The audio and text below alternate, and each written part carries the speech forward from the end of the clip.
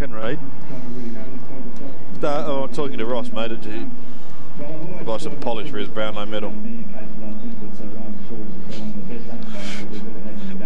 Some Silvo, some Brasso. 71. Yeah, debut last year. Don't make too much of it for crying out loud. I'm not.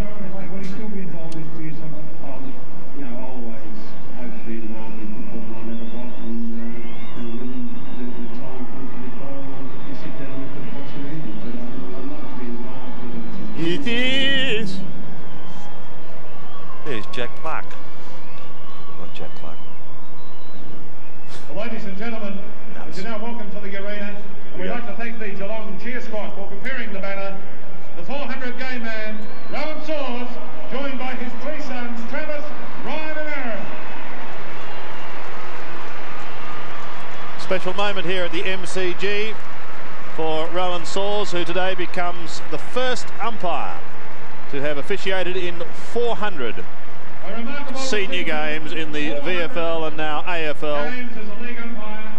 A wonderful achievement by this 42-year-old who joined the, as they were then, VFL ranks back in 1975, made his debut in 1977 at senior level, and from that point on went on, Ross, to establish himself as one of the top senior umpires. It's an outstanding effort, Sandy. I mean, particularly physically, to umpire in so many games, to have lasted that long. And full credit to him. He's a terrific fellow to go with it. Part of those 400 included 29 finals, 8 State of Origin matches and 4 grand finals, being joined out on the ground by his sons Travis, Ryan and Aaron. And we congratulate and pay tribute to Rowan Saws for this magical milestone of reaching 400 games. Well done.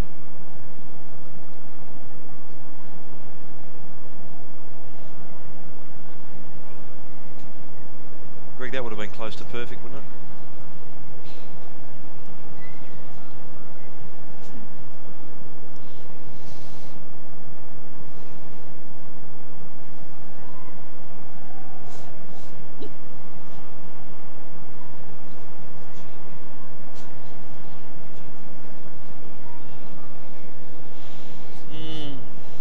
Who's she?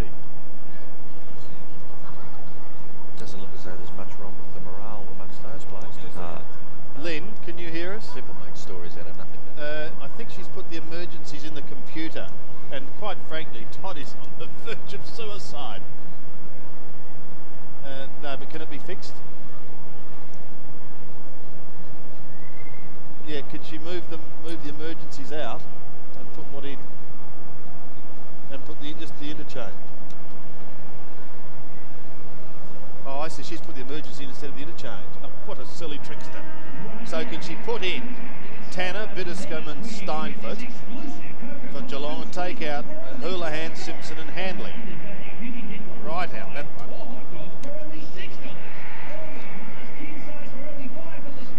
Yeah, she's put the emergencies in instead of the interchange. Can Toddy, you talk to Lynn and check comments? What about this thing? How do we get this thing? Yeah, we'll fix it in a minute. And then that'll Do you know what to do there? No, Todd will have to do it. Well, log in, it says. If that's automatic, why is that looking like that now? If I was doing that, I would have just gone Oh, righto. Yeah. Okay. What do you mean? same as, well, instead of writing it all, it's... Yeah.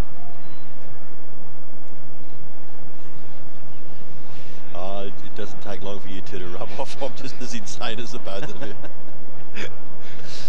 I'm looking forward to this game. I'd say there's at least 50,000 here. Are you guys relaxed over there? You okay?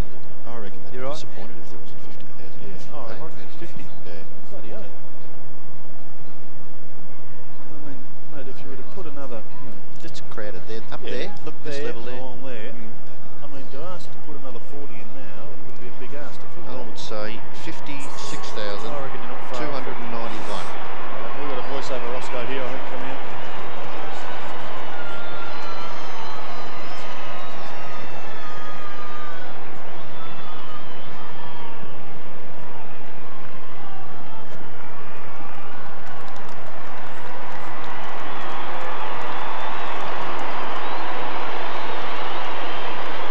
Collingwood side coming out onto the ground here at the MCG in front of a very good crowd, probably between 50 and 55,000. Nathan Buckley firing up his charges. Charges, Ross, that have been performing okay but have not been winning. Yeah, you could probably relate their situation today like Essendon's last week, Sandy. They just must win, keep themselves alive. They've been close enough on a few occasions, but some of their players just need to step up today. And 5 changes made in this team coming in, and those changes, the likes of Liddell, Wild, Watson, Sav Rocker and Tony Francis gives him some experience, but Sav Rocker's one of those players that he's probably got to kick 6 or 7 today for them to win, Sandy. And one of those going out is brother Anthony. Yes. Is there a spot for the 2 of them in the side at the same time? I think no question, but they've got obviously to be playing well. I think centre half forward, full forward is a perfect complement, but if they're not playing well in either of those positions, you've got to look at making changes. And a big day for Tony Francis, who's been named for weeks and might actually run out today. Well, I think he'd be very keen to play his fellow. I think they need, no question, running through that midfield to give support to the likes of Buckley Williams and Scotty Russell. So, no question, he'd be keen to do very well. So there's the Collingwood lineup for this all-important clash. Must-win game for Collingwood if they're to keep their final hopes alive. But Geelong are certainly going to provide some very stiff opposition. There's Tony Francis, veteran now of some 125 games. Certainly fired up to do well today. He'll add plenty of spark around the ground to the black and white side.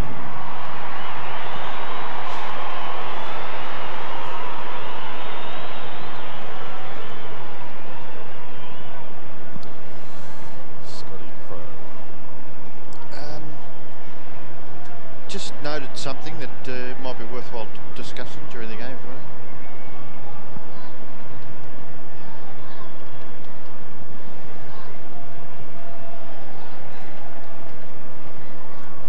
Is he?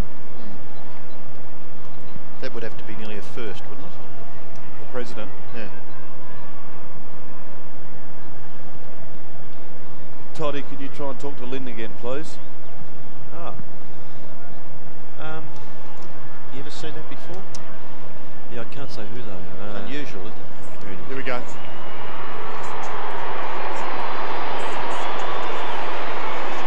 Well, if the Pies think they've had a horror run, their nightmare has only just begun. So says the Geelong cheer squad as the boys from Cardinia Park make their way out onto the MCG and through the banner.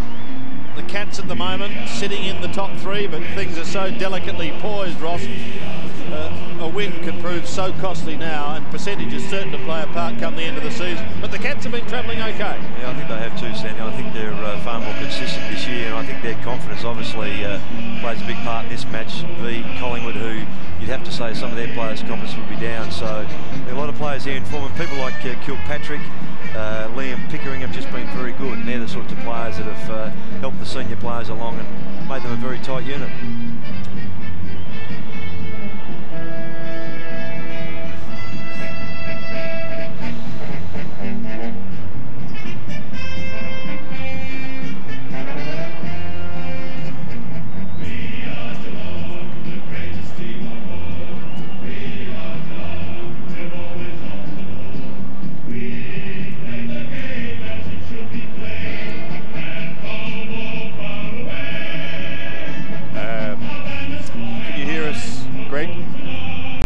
To line some of the Geelong boys, mate, please. The Geelong, you've got the coach to line at the moment. Just want to see the Geelong boys warming up. Who's that? Lee Colbert, is it? Yeah.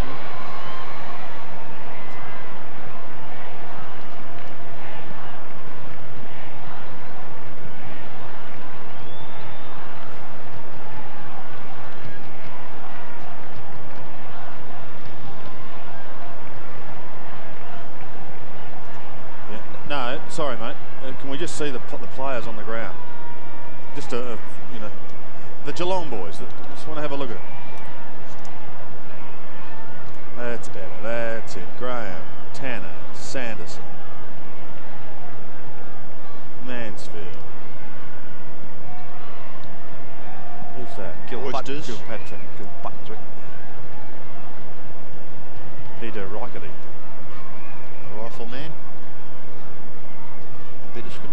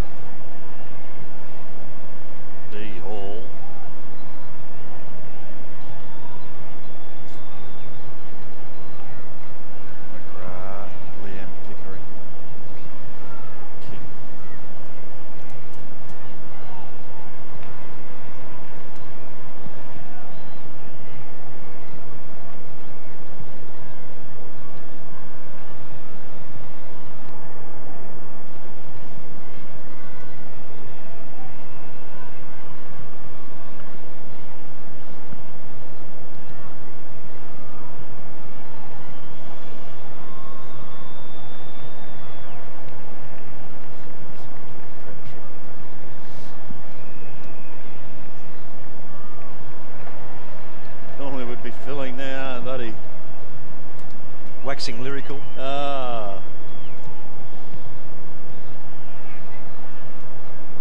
Ronnie Burns.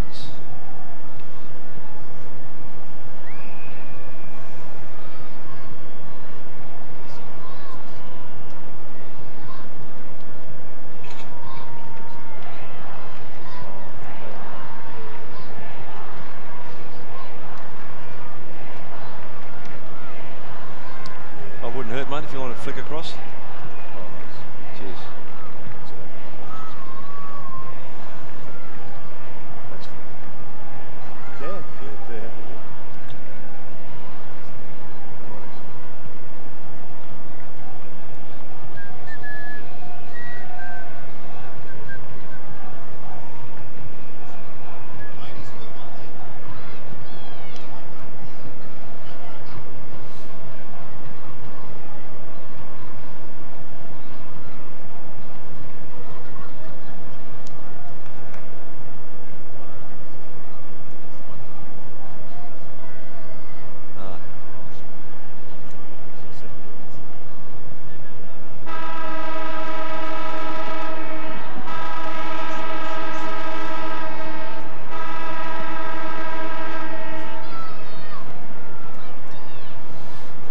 Richardson, Francisco Williams.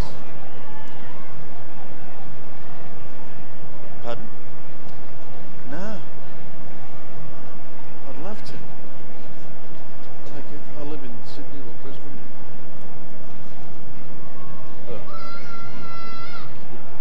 Hey? There's a toss, Sandy. Yep. There's the boys, Rowan's boys there.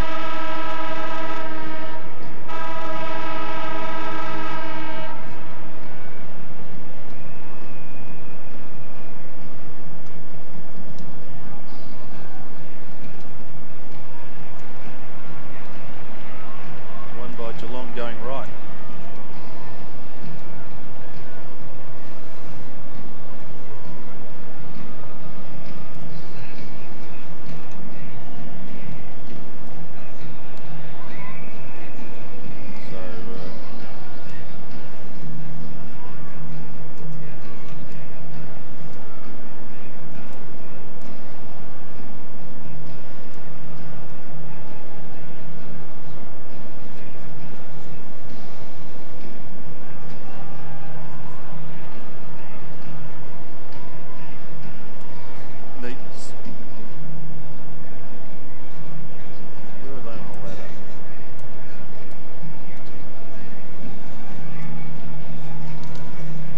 Collingwood on the ladder, 10.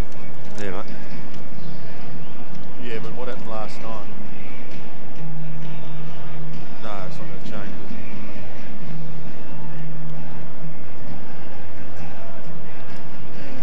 The ladder in here is updated, Sandy, if you want to have a look. 11v2, although Adelaide would be second There, now. there it is there. That's the updated. Yes, 11v3, thank you.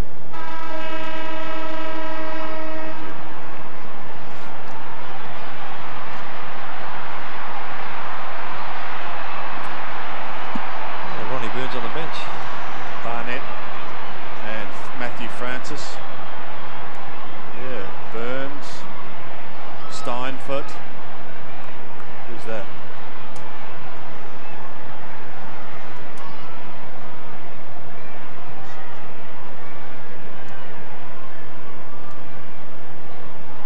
We're recording, mate? I don't.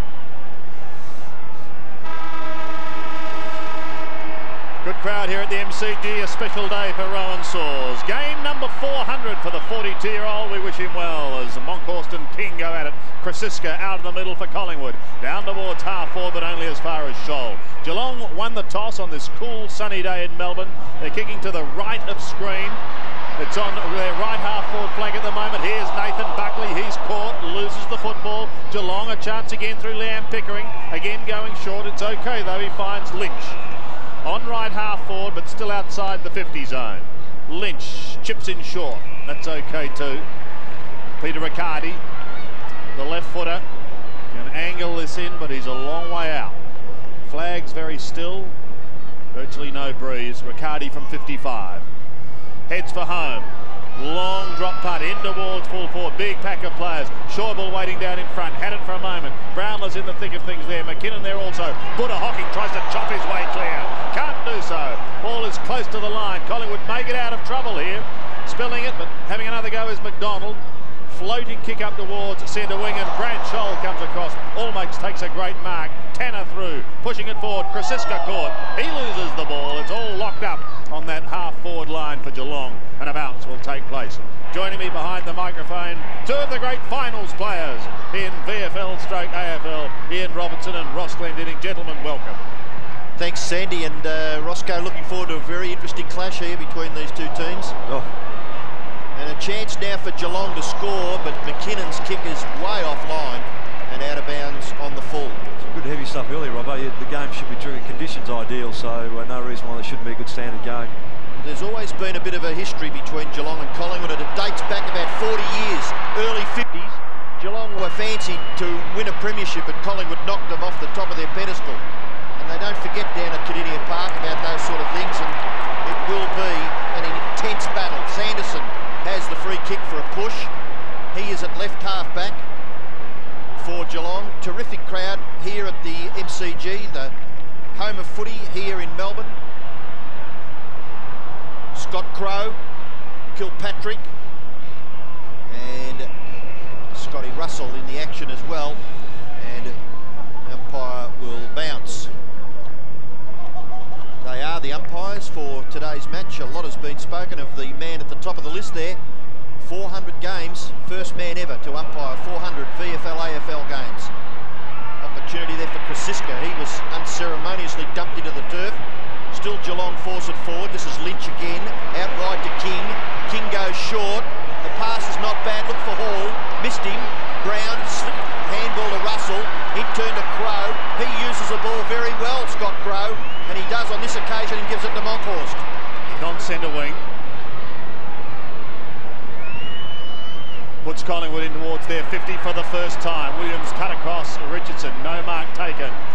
Hand pass is shot out by Kilpatrick to Scholl. Scholl gives another one towards Colbert, off to King, down Mansfield. He's on half-back, Michael Mansfield. Williams is giving chase, look out! No. Peter Whistler's gone too far. Yes. Paul Williams in chasing turn. The umpire said he's gone too far, and the umpire agreed with him. So back it comes, much to the disappointment of Billy Brownless. Scholl again. Been in excellent form. Gives it off to Tim McGrath. Ignores Colbert short and goes longer up towards centre wing. Pickering looked as though he was being held. And he's going to take it on centre wing. Who'd you pick today, Roscoe? Geelong, Sandy. Robbo? I'm Collingwood today, Sandy. Pickering on centre wing. Short pass to McKinnon is okay.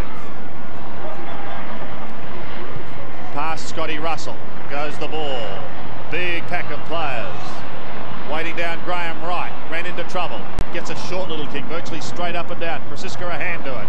Now an opportunity for Geelong going past if Lynch can pick it up. He can't. Goes to ground. Eventually gets it out towards Corrigan. He tumbles it in towards goal. And it's belted defensively over the line for one behind. First score of the day. Going the way of the Cats.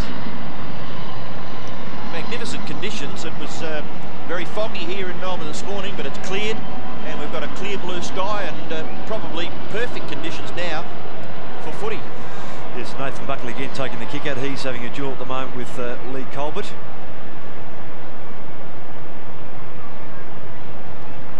And kicks it to himself, so it gets about 5 metres, and then the short pass is effective. He finds Wild. Wild is not quite up to half back. He kicks it out wide, close to the boundary line. The mark is taken by Krasiska. Very good player last week was Gavin Krasiska for the Pies. His kick will land close to the wing, but it's chopped off there by Hall. Hall goes in short, and that's effective too. Taken there by Stoneham, back to Hall. Hall short pass to half forward. And is that a mark? Hasn't been paid. McKinnon, is it? At the bottom there, not able to drag the ball in. And the umpire has spotted that and will give him the benefit of the doubt and bounce. We have another look there. It did spill out. So correct decision there by the umpire. He bounces about 45 metres from the Geelong goal. Chance for Geelong here through Lynch. Gives away a little bit of meterage. Goes back to Pickering. Pickering meshes a kick beautifully. Just a very good kick. And that's where Derek Hall's so effective, Robbo. He just reads the game so very well.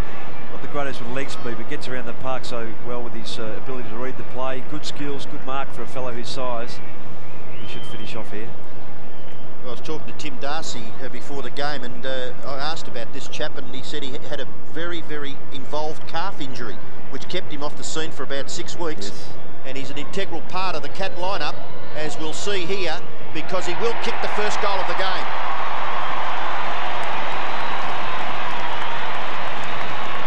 He's one of those players, Robbie, who can play back forward on the ball even. He just has that ability to find the footy. And if you give him the ball in that area, he won't let you down too often. And I think he's an underrated player by some opposition clubs. They tend to let him go and not match him up, but I think Watson's got the job with him today. It's a good pass too by Pickering, well spotted. Graham right off. Josh Marnie comes onto the ground for Collingwood.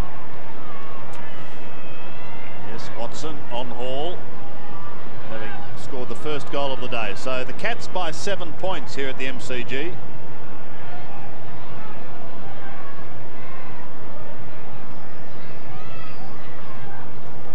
Monkhorst again gets a favourable bounce this time in opposition to King, and does it delightfully down towards Gavin Prasiska.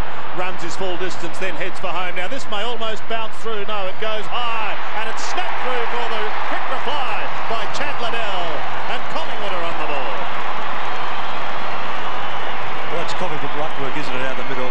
Great tap by the big fella Monkhorst, and the kick going long is what you want in this situation. Get away from the pack. What about that dirty, rotten oval ball? It never bounces right for you, does it?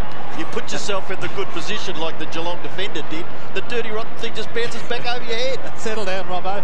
Just missed that tap, but it was a terrific effort. And well run onto by Chad Liddell, just playing his second game for the season. So the quick reply coming in a matter of seconds. Collingwood. Dirty, rotten football. Hence the movie, Dirty Rotten Scoundrels. 7 plays 6. 1 point the difference. Again, Monkhorst and King. Buckley tries to swipe it with the right hand and then goes again. Cops one. Free kicks, yeah, got to be. From McGrath, and it's going to come back. Now, Bob Davis last week gave Nathan Buckley 2 votes simply for his disposal, and it was absolutely sensational. Impeccable. See what he does this time. Welcome back, Sav. That's what I said in the lead-up, Sandy. That's what they need him to do, to get a touch of the footy early. Tell you else was good there, Ross. I thought Buckley's recovery, it was a pretty solid bump he got. Oh, he just took it on the chin, got on with it, didn't it? He certainly did take it on the chin. I think that's a good sign for Collingwood early in this game. Rocker coming into this game with 41 goals to his credit for the season. He's kicked 198 here at the MCG. And he's not going to add to that at the moment. Starting at left, it stayed left. Scores are level. 1 goal, 1 apiece. We'll take that Bobby Davis comment further. Watching Nathan Buckley play against us in the State of Origin game, you're talking about disposal. You get it that often and use it as well as he does. I mean, it's just impeccable. Yes, no doubt about that. I think we've become used to it. Some people just a little bit too used to it, I think. And this is a man that can hoof a football too, Ben Graham. He kicks it to himself and then lands it nearly in the middle of the ground. Marcus taken there by Gary Hocking. Buddha gets the hand pass away. Kilpatrick kicks across towards centre-half forward proper. Marking contest. Hall was in the front position. Taken by Marnie. He's reasonably well tackled. The ball spills free. It comes out to Monkhorst. His hand pass is okay. Finds Russell. Again, the hand pass to Crow. Crow quickly to Williams. He's got a little bit of space. Left foot kick by Williams. Gets to the 50-metre line for the Pies. Good work down there by Mark Richardson. Graham tackled by Tony Francis. Pie fans love to see him in a Collingwood jumper. Brad Scholl for Geelong from centre-half back. The kick lands short. Very good defensive work there by the Collingwood captain Gavin Brown on Derek Hall. Still a chance for the Cats to come clear from the centre wing area. King in towards the forward pocket, and the mark is taken by big bustling Billy Brownless. 50 metres from goal.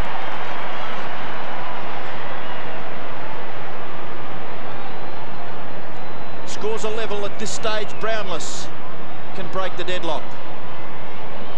He's a beautiful kick of the footy as Big Billy. Oh, that's a great kick. It's hit the post though. Nearly post high. And registers are behind. So Geelong again edge in front. Billy in his 198th game. Been one of the characters down at Cardinia Park now for many years. He and Gary Hockney not far off their 200, Sandy, are they? No. They've been great ambassadors. Right, here they go. Collingwood now on the outer side. Mansfield edged into it, and he's going to get a free kick for a push. Michael Mansfield towards Derek Hall. Geelong again looking down towards Brownless territory. The kick from Hall is okay. Colbert is there as well, fisted away from him. And it's going to be a free kick. It's going to go the way of Collingwood. So that score will not stand. Geelong at the moment by 1 point. Buckley. Brown. The skipper has it tucked in the back pocket. Wants Paul Williams on half back and finds him.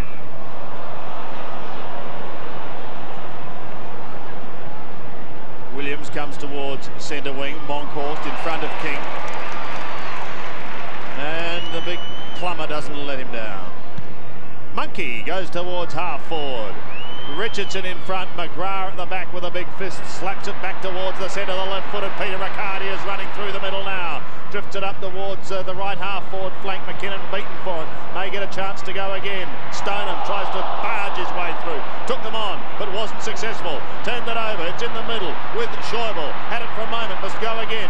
Krasiska does it for him, gets the hand pass, but it goes straight to Lynch, off to Tanner, now Hocking.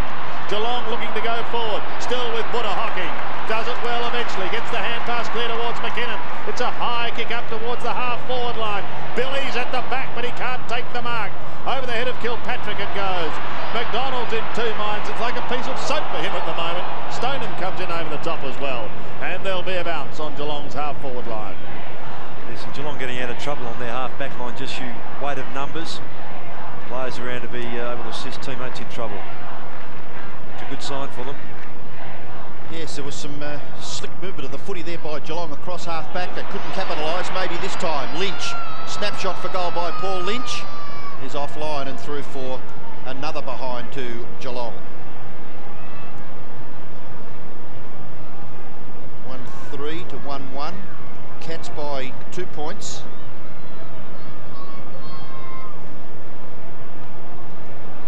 Buckley goes short into the pocket and with precision. Wasn't much margin for error there either, was there? And he just hit Krasiska from about 35 metres right on the chest. He in turn gives it to Russell. Good running provided there by Scott Russell. A high kick towards the wing. No mark, Schäuble. But getting after his Mansfield. Tackled by Burns. Could have nearly been awarded the free kick, but play goes on. And McGrath runs away from half-back. Through centre wing. Left foot kick by McGrath is good. And the mark is taken by Pickering. A real playmaker for the Cats is Liam Pickering. Oh, look at this. Straight into an open goal. McKinnon, he's been held up, but he's marked only 13 metres out directly in front. Yes, early in the quarter, Robbo, Tony Shaw moved Gavin Brown off McKinnon and put him onto Derek Hall. It's a compliment for Derek Hall, and so Watson's now picking up McKinnon.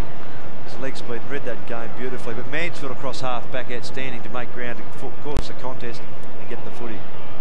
So McKinnon for Geelong's second goal, and it's good.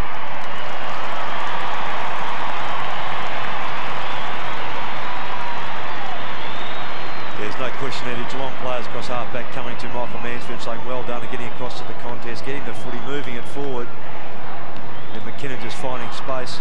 See that here comes Mansfield, leaves his man, makes the contest, recovers, and they just run forward very well through McGrath. That's that assist you need in that situation. Players prepared to leave their man and run an assist.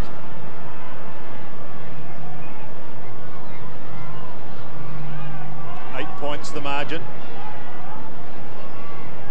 Favouring the Cats, King and Monkhorst. King goes early. Monkhorst wins it down towards McDonald. Back to Monkey. Tumbles a left foot punt towards left half forward. Liddell does well to get it out towards Krasiska. Back towards Buckley. He's caught. Eluded one, but caught at the second attempt. Colbert beaten for it. King a little slow. Kilpatrick there as well to apply the tackle on Russell. Liddell comes out the back door. Francis is clean bowled initially. Rocker got a hand to it, but that was all. Some fancy work there from Michael Mansfield, and delightfully done. McGrath gives it away. They get it back again, and Grant Tanner runs it back towards centre wing. Stoneham has front spot over Schäuble. Still with Barry Stoneham. Does it nicely as he goes in towards King from a standing start. Tumbles the punt towards Derek Hall. He can't take it. Here goes McKinnon on all fours. Get up, man. It's your birthday. You're 22 today. And he sees it over the line with Gavin Brown. Throw in on right half forward.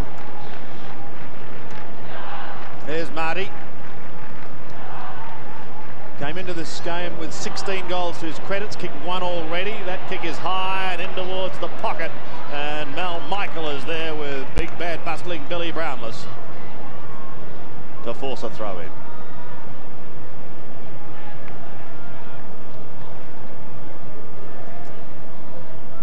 Stoneham used the body at the back. Now he needs a little bit of help here. Lynch is caught. McDonald should be able to come away to his skipper in Brown. Goes back again to the man wearing 27. He chips towards centre wing. The diving mark is okay. It's taken there by Scotty Burns. Burns coming up for his first kick. Kicks towards the half-forward position. Mark Richardson made a marking contest, but McGrath came away with it. Handball to Hocking. In turn, went to Kilpatrick. Then McGrath got it back again. Kicks to the 50-metre line. And Watson from behind McKinnon has been given the all-clear and awarded the mark. Off to Crow. Crow goes down in the direction of Buckley. Buckley gets his fist to it, knocks it back in the area of Wild. Oh, gee, it was a great tackle on Mark Richardson by Gary Hocking. The ball now with McGrath. Just sets it up beautifully. Hocking from half forward, kicks into the pocket. The ball floats away, and a good mark in the finish taken by young Marnie in the left back pocket for the Magpies. Very good debut game against the West Coast Eagles a couple of weeks ago. Short pass to Russell. Russell is still, well, probably in the danger zone as far as Collingwood are concerned. That kick, not really what he was looking for, but Burns was on the end of it. His kick goes in towards the centre of the ground. Punched away there by Sanderson, but over the shoulder. And a free kick taken by Liddell to Krasiska. Krasiska towards full forward. Sav is the flyer, but he can't take the mark. But here comes Tony Francis. Welcome back to the big time, number 2. Francis gets his first. And Collingwood get their second. There's this courageous work by Brad Shoulder back into the pack, knowing that Rocker was coming at him, and unfortunately in doing so, he did the right thing, but the ball spills free. Both the Geelong players go to ground. You see them there, not enough time to recover. Of course, Francis runs onto it. Nothing can stop that. No, and doesn't he add a bit of bite around those packs, and he can do the crumbing for Big Sav. That's what they need. But it's a 2-point margin here at the MCG, favouring the Cats, who also look very sharp today.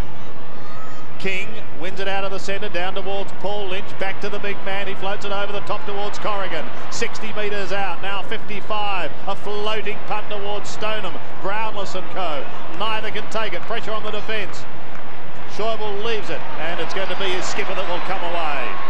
Always leads by example, but his hand pass put his teammate under pressure. Well played by Hocking. He got it out beautifully to Pickering. And there's a good spoil too by Schäuble. Hocking goes again. And it's going to be okay because the mark has been taken some 35 metres out by Lynch. Outstanding work by Gary Hocking, and not a good example by Barry Stoneham. You're standing in that situation waiting for the ball to come to you. You must go at it, go the defender a chance. Fortunate kick, that's what happens. 10th possession for Lynch, which is an amazing first quarter by this young man. If he can cap it up with a goal. The kick went half a metre further than it needed to, didn't it? Well, just the distance. Yes, and that was pretty perfect too. Straight over the goal umpire's head.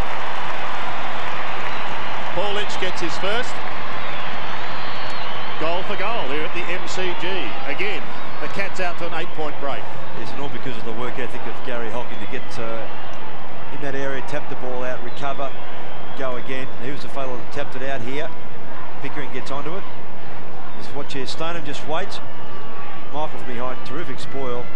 And defences work there, and then just, well, unfortunately for Collingwood, but fortunately for Geelong, play on the right spot. Josh Marnie was looking at the umpire actually to just check whether it had gone the required distance, and well, for Paul Lynch, he was given the nod. The bounce back at the centre, Monkhorst doesn't quite get a big enough fist on it to clear.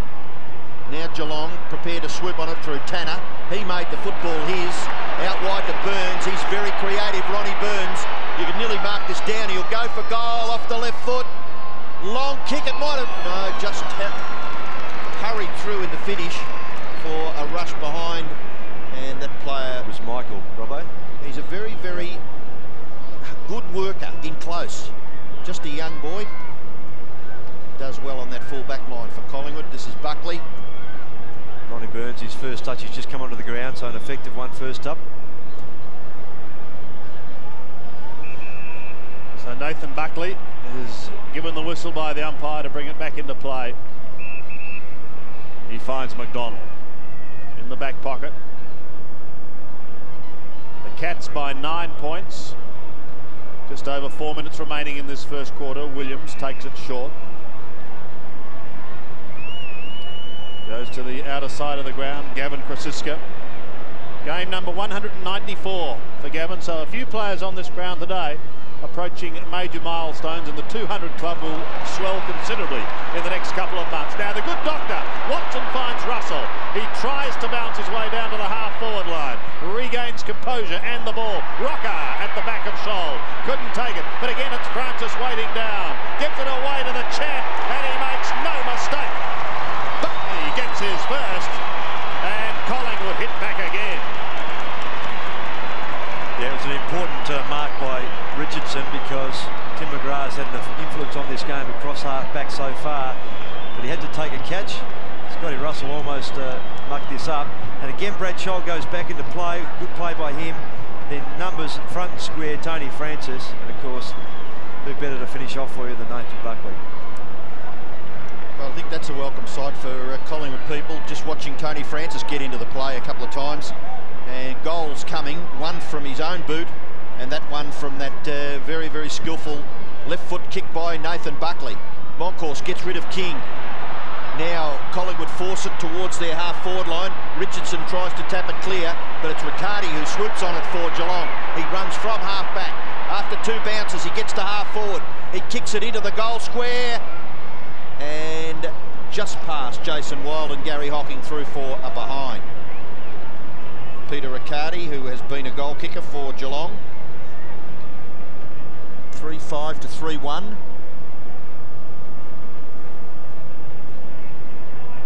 And of course Buckley, we've become accustomed to this, but he's had to do some running. Looked as though he might have been around the middle of the ground, so he's had to run all the way down to the goal square, the defending goal square, to kick the ball back in. Just a little undecided. So Geelong obviously manning up pretty well and forces Buckley into the members' left-hand back pocket. McDonald has taken the mark. He can go short. Williams, well, that only had to be about half a metre away, and Riccardi might have been onto that. Williams in towards the centre of the ground. Oops. Looks for Crow, but the ball spills to the back. Krasiska running right through the middle of the MCG. Short kick, it's pretty good. Sav's on the end of it. Can he break the tackle? Gets the handball out wide. It bounces very awkwardly for Krasiska. Onto it is Schauble. Pickering for Geelong. Gets the hand pass out, but it's Williams for Collingwood. Gets past Sanderson's tackle. Then the left foot kick's all right. And he's in the action again, Tony Francis. He's marked within scoring distance. Probably not known as a real long kick, but gee, he's been pretty good so far in this game. He's had 1 kick, 1 hand pass, a mark, he's kicked a goal, and he's effected a tackle. He's not really a renowned goal kicker, Robbo, in that 125 games, just 87 career goals, so... Just the distance to stretch him, maybe. And that's the way it turns out. Just going for that little bit extra distance, he's offline and through for 1 behind. 3-point margin with a couple of minutes remaining in this first term. Good tight contest here at the MCG. 3 playing 11. Every game so important. Collingwood really desperate to get back on the winners list. Here's Mansfield on half back. Tries to thread it through, but it drops short. It's taken by Scotty Russell. He might make him pay the ultimate price here. Russell, a long bomb in towards a Rocker. Who's going to be first to recover? Graham over the top, and it's a behind. Scholl at the bottom with McGrath.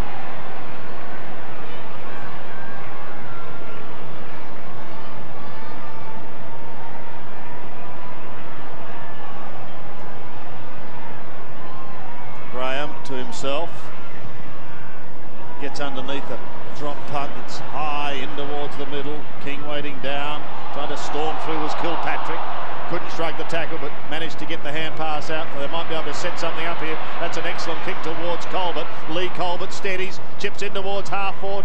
Derek Hall was there. He couldn't take it. So too was McKinnon. Well done by Schäuble to try and shovel it out. He goes again. Gavin Brown as usual at the bottom. Out to Schäuble. Collingwood out of trouble. They're steadying in the last couple of minutes of this quarter. Buckley runs through the middle. Goes up towards half forward. Sav gives a decent old shove. It wasn't so subtle. Well, it wasn't within 5, so that was the reason. There's nothing wrong with it other than the fact the ball wasn't within 5 metres. Too early. Graham to the outer side. Kilpatrick.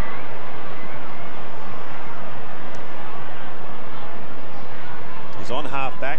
This crowd is really built now, probably be nudging 60,000. Krasiska towards Schäuble. Schäuble again looks towards Severio Rocker, the two number 36s, Rocker and Graham. Kilpatrick, caught, slung. Graham gets it out towards Scholl. Goes back and went towards Tanner. Grant Tanner on half-back. It's okay. Finds Michael Mansfield. Mansfield floats a high punt up towards Hall and Brown. Well done by Derek Hall. Terrific mark. Seconds only remaining, so Hall's got to be quick. They're going to need a mark in towards birthday boy McKinnon, and he doesn't let him down. Could be the last kick of the quarter for Marty McKinnon. He's kicked one already.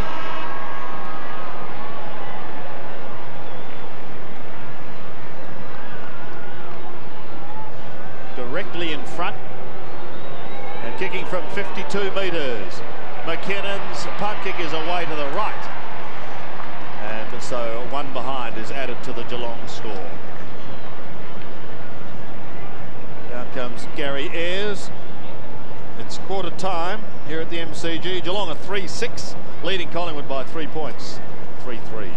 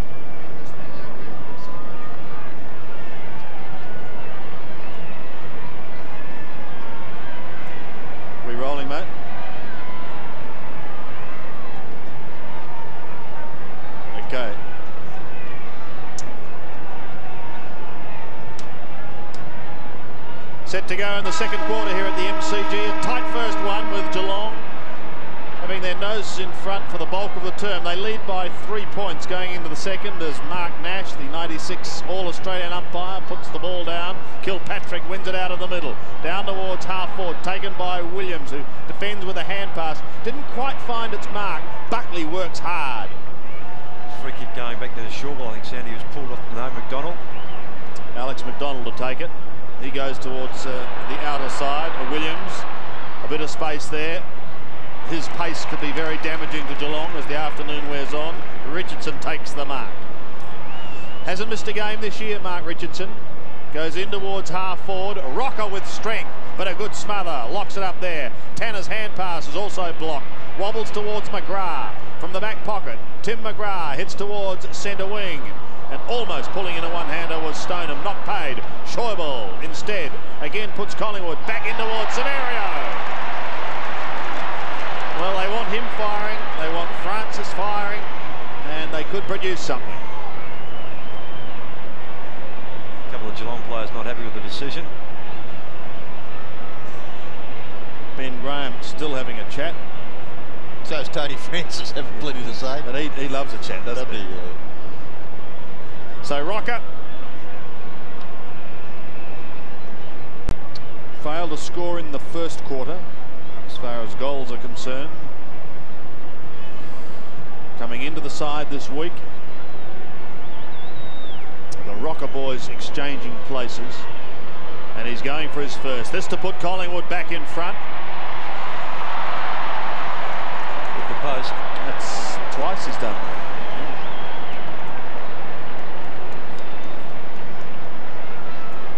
2-point ball game.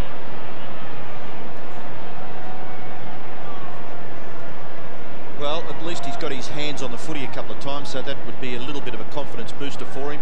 Sav Rocker. Ben Graham's kick in. Oh, that was magnificent there by Rocker. Just not giving the free kick away was pretty good. Mansfield butted up, went after it, got it out to Hocking on, in turn to Ronnie Burns. Burns just evades his opposition. No, he doesn't. Runs straight into Buckley. And still able to get the hand pass away. Hocking, back to Burns. Burns wider still. This is Lynch. Lynch's kick lands close to the square, but coming out and marking safely on his chest is Monkhorst. Handball away to Brown. Brown across the full back line to Williams.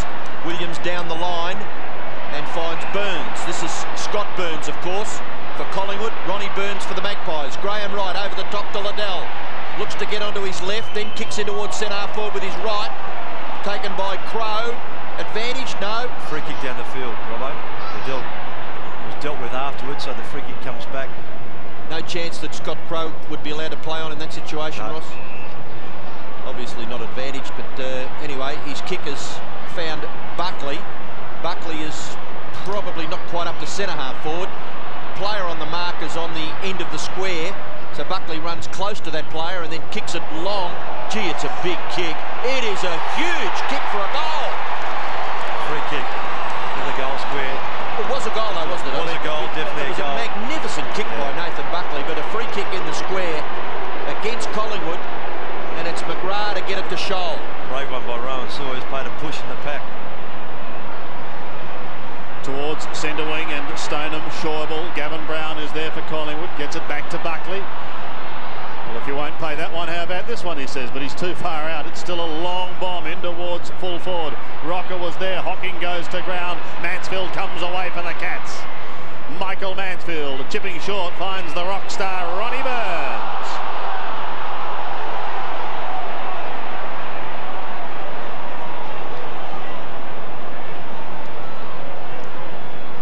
Short of centre wing. A floater in towards the middle is going to be okay. Finds Sanderson. Geelong by 2 points early on in the second term. Sanderson's drop punt goes up towards left half forward. Stoneham on all fours. Lynch over the top as well. Locked up there.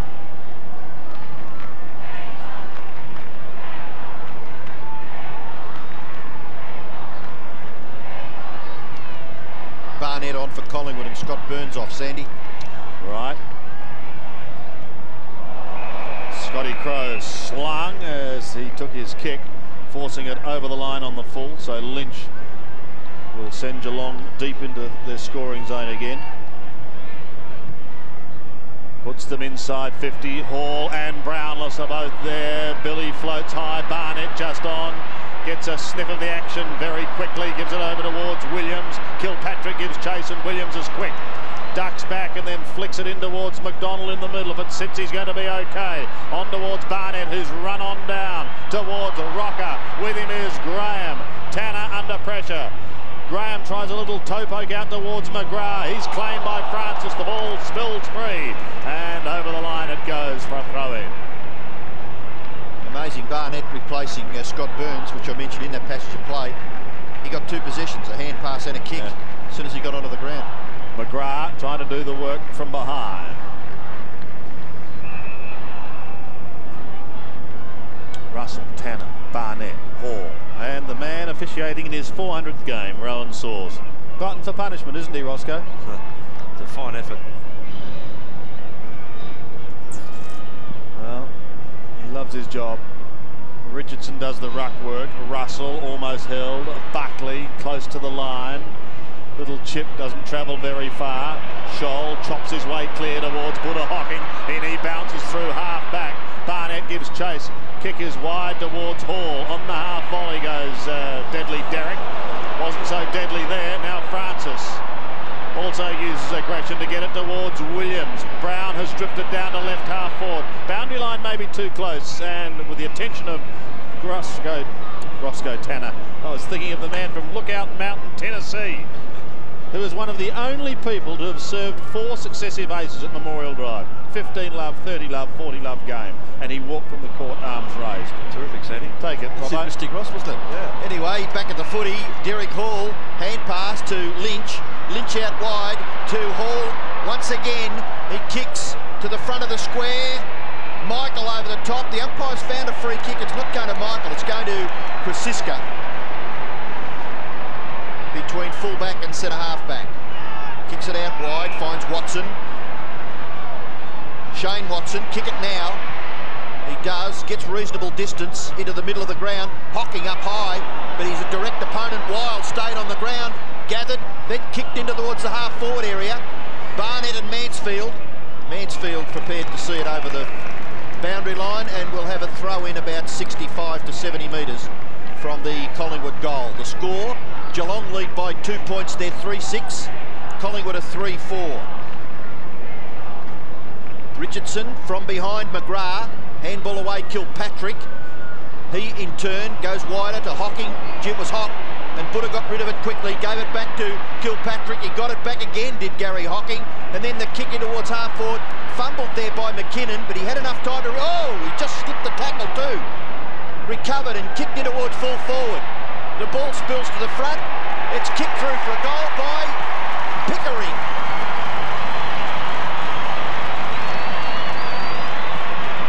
Good kick by Liam Pickering under a little bit of pressure and had the accuracy. Geelong now lead by 8 points. There's a good example there when coaches ask their players to crumb the ball to be front and square. This is where it is. Punch coming through from Michael. And perfectly placed was Liam Pickering with his experience. Great finish.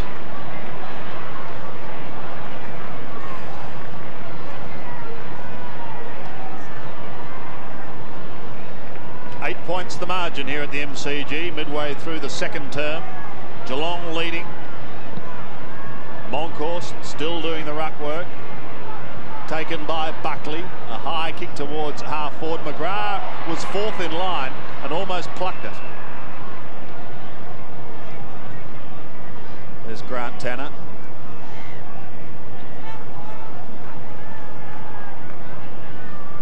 .65 games since crossing the border, having played with Nord.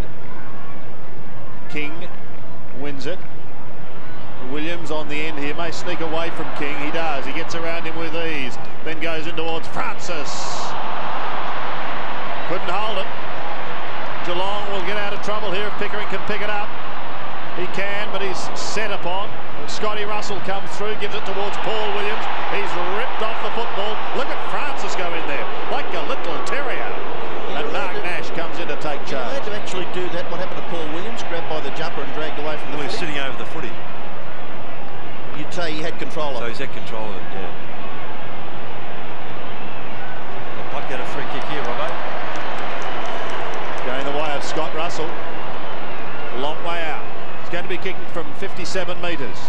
Good looking kick into the square. Rockers in front. Big pack of players. And eventually it finishes over the line for one behind.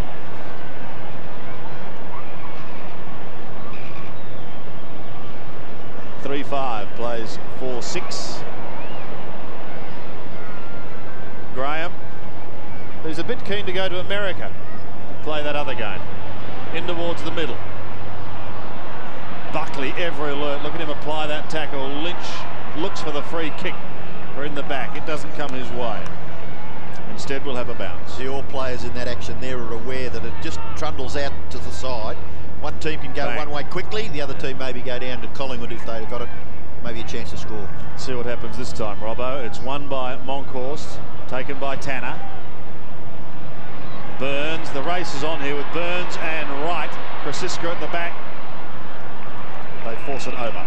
Robert, that's the argument with the fullback kicking out long to the centre, that the other side can just punch the ball forward, take it back and score over your head again, so they prefer to go short to a man and try and work it forward by keeping possession. It's one of the features with Collingwood a couple of weeks ago when Buckley kicked out, tap on to Paul Williams, and a goal resulted from one end of the ground to the other in what? 8 seconds. I thought it was 10, but obviously lose seconds of time, Robert. In Perth.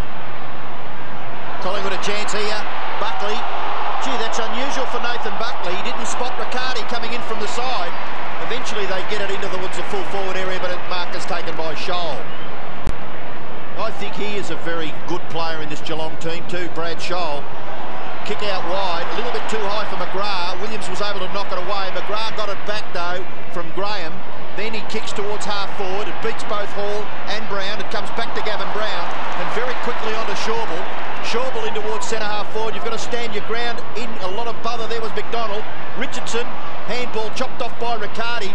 Little tap. Graham caught. Got it away to Lynch. Lynch quickly and high in towards the middle.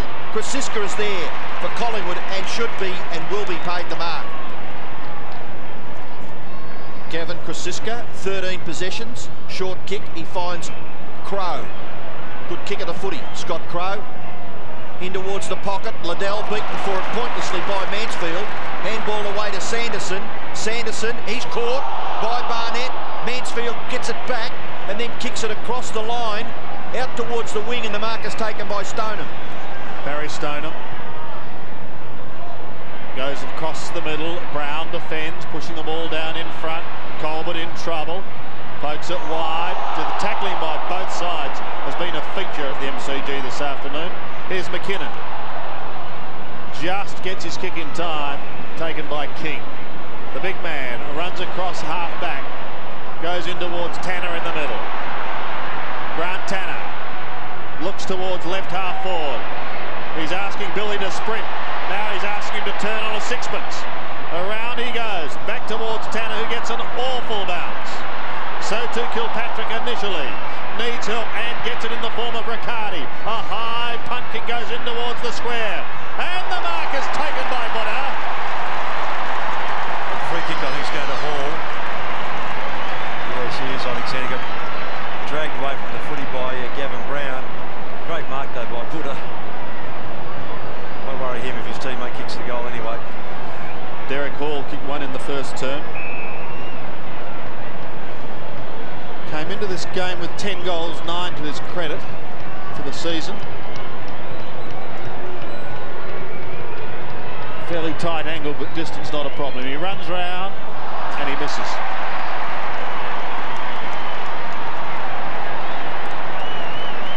You're saying go straight ahead, Robert? Yeah. And I even think if you step out, here's the free kick just getting pulled off the footy there. He played it up a bit, but it was there. If you do run around, Rob, I think you should still kick a drop punt rather than screw the ball back. Just take a couple of steps to open out further and then go straight over the drop punt. 4-7 plays 3-5. McKinnon hoping to intercept, almost got a hand to it. They've got the numbers here. Geelong, Riccardi's hand pass put his teammate in Lynch under a ton of pressure. And not happy was Alex McDonald. Well, I wouldn't be either. Caught the bloke red-handed, tried to duck back. free kick. Anyway, the play at right half forward for Geelong. Stoneham, handball out wide. Just dropping it there, Pickering. He wouldn't have been very happy with that, Liam Pickering. And the ball will be bounced once again. 4-7 plays 3-5. The margin 8 points in favour of Geelong. Probably not a spectacular clash, but a lot of interest in the intensity. I think Sandy mentioned about the tackling. That really is an art form now. Knock forward for the Cats. Burns to run onto a tackle from behind by Crow was well done. And he's going to get a free kick. Now what's happening? Burns is being penalised, but the crowd getting a bit excited, a little away from that. See much in that, Ross? It looked as though maybe the umpire was about to take it off Collingwood. I think he was. It was Steinford that came through, Robert, and pushed that ball forward. He's now been given the role on Nathan Buckley. Colbert's gone back to half-back flank. Well, Crow, I think that is an art too. The tackle from behind without giving away the free kick to lock pushing the player up has certainly improved over the years. Now, is there a blood rule here? Lynch being asked to come off the ground. And he will be replaced by Bitterscombe.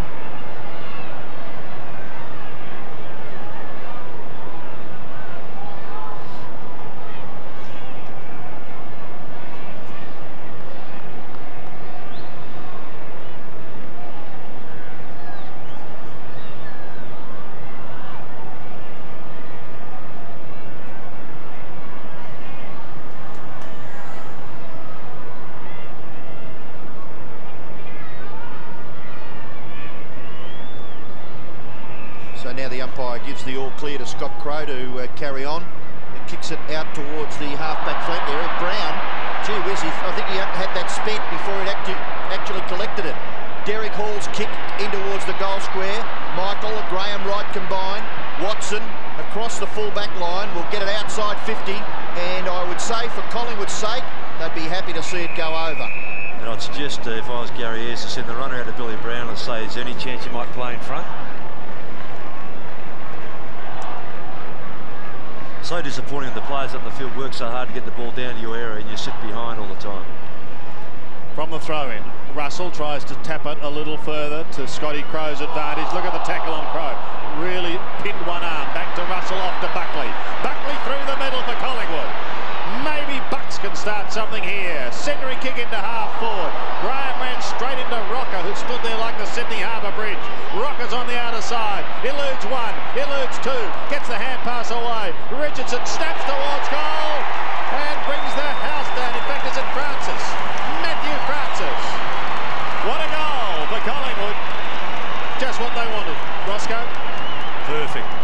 Again, the setup from Buckley, just allowing him to run free through the midfield. Good shepherd by Krasiska. A terrific kick too by Buckley. There's a shepherd just off the screen there. Then Buckley sees Rocker go to his left.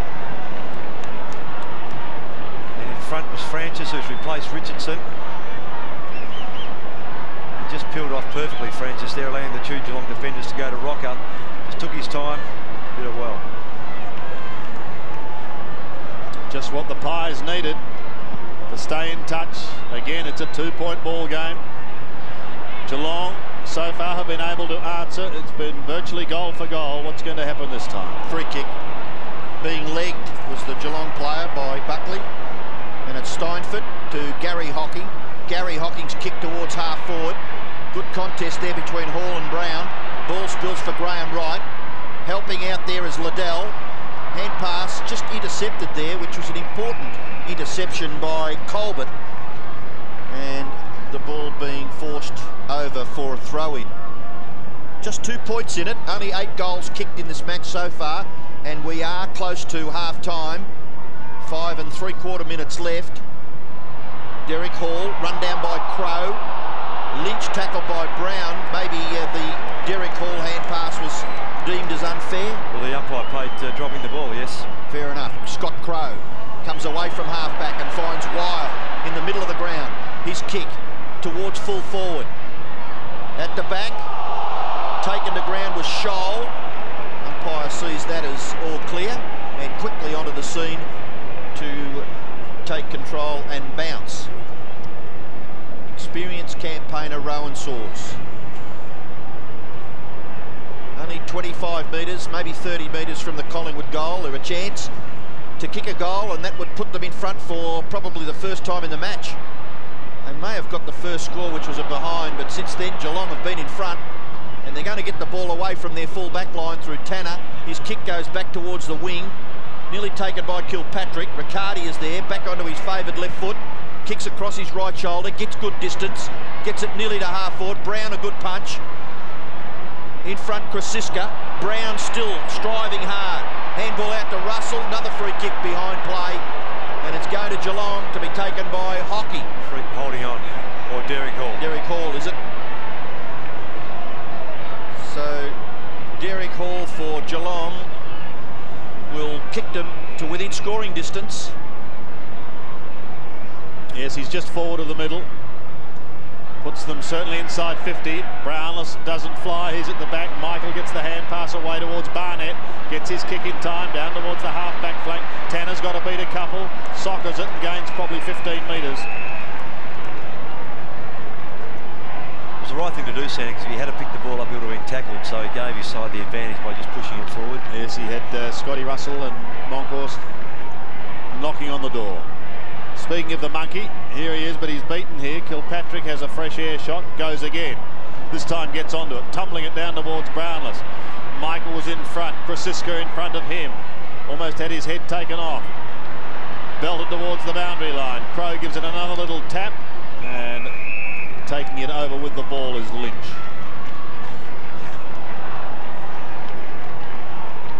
Scotty Crow wearing 39. It's been very good since coming to Collingwood. King again wins it over the back. Taken by Kilpatrick. Now he wants Derek Hall in front of Brown. It's got to sit for Hall.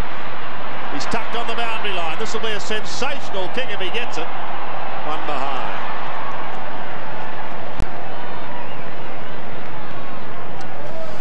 Three and a half minutes left in this first half, and it's Geelong by 3 points. Pies haven't been able to edge in front yet. They have drawn level. There's Brendan Sanderson and now Nathan Buckley to bring it back into play.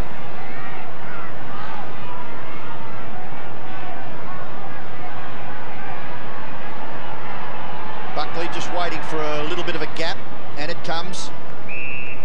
Passes to Krasiska in the back pocket. Gavin Krasiska, impressive stats. This is his 15th possession coming up. Gets it well out of the danger zone temporarily anyway. Monkhorst tries to tap it on to the advantage of Russell. Russell not really able to get away from Kilpatrick there, and the boundary umpire to throw it in. Nearly up to centre wing. Sanderson preparing to come onto the ground as the Collingwood runner gives some instructions there to Scott Russell. Monkhorst, the ruck work, down to the front. Gathered by Lynch, handball away Brownless. Along the line, it probably will go over, and Graham Wright. And it's Brownless to come off for Sanderson, Robbo. Maybe those instructions might be down the line there on the telephone that you were talking about earlier, about playing in front. Roscoe, there's an infringement in the ruck. It's going to go to Stoneham. Yep. Didn't see much in that, but obviously the umpire very close to the action. Stoneham just his second kick for the game. Michael in front, well done. Very impressed with this young fella.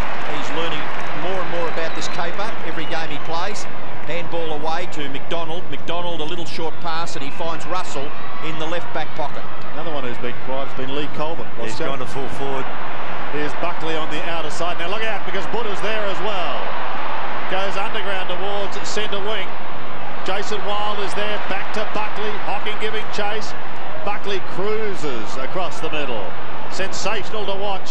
And he kicks long in towards Barnett, who was a big flyer. The little man with a big fly, but he couldn't take the mark. Tanner over the top. Francis there as well.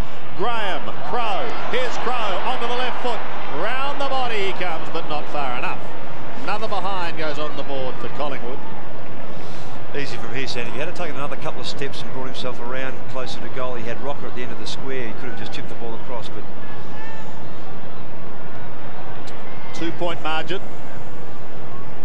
Graham again.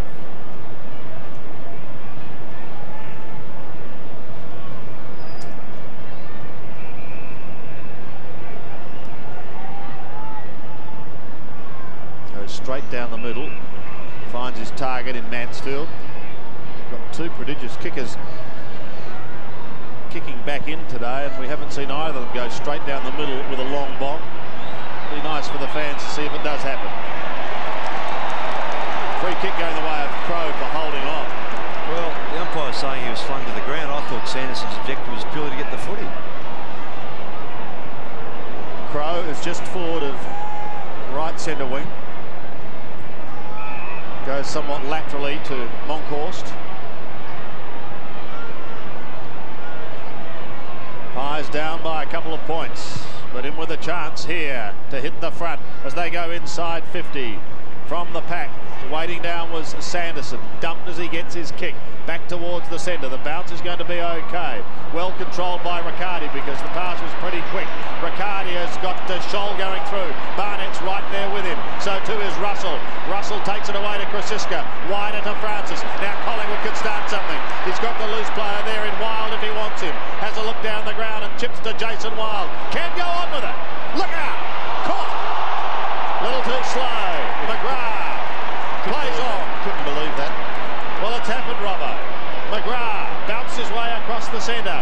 And another one. Up towards the half-forward line. With under a minute remaining, it might make him pay because Geelong have got it deep in their attacking zone. Schäuble taken towards the line. Flicked over the back and kept in play by McKinnon.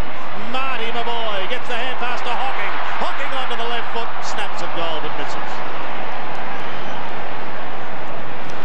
There's just times in a game of footy when you wish players just get it and kick it rather than... I mean, Peter Riccardi coming through the middle there, he's one of the best kicks in the side and he wants to come inside for a handball. They lose control. Fortunately, Wild was tackled, otherwise it could have been a goal at the other end. That's exactly right. If you get it, just kick it. Gee, the coaches, no wonder they nearly tear their hair out, eh, Ross? You had a spell in the coaches box a couple of weeks ago. In the State of Origin it must be frustrating sometimes, though. Oh, you've been there, right? Oh, you very much so. I mean, you're just watching and you try to think what they're going to do. Anyway, they're out there. They're suffering the heat of the battle, I guess, but Wild, to make amends, kicks to half forward. Well done, too. And Francis is marked right on the siren. So it's half-time. And Francis, his first mark, and he did kick their only goal just a couple of minutes ago. So this goal, if he does kick it, will put Collingwood in front at half-time. Probably get the distance too. It's a lovely long kick, and it is a goal. Well done, Matthew Francis.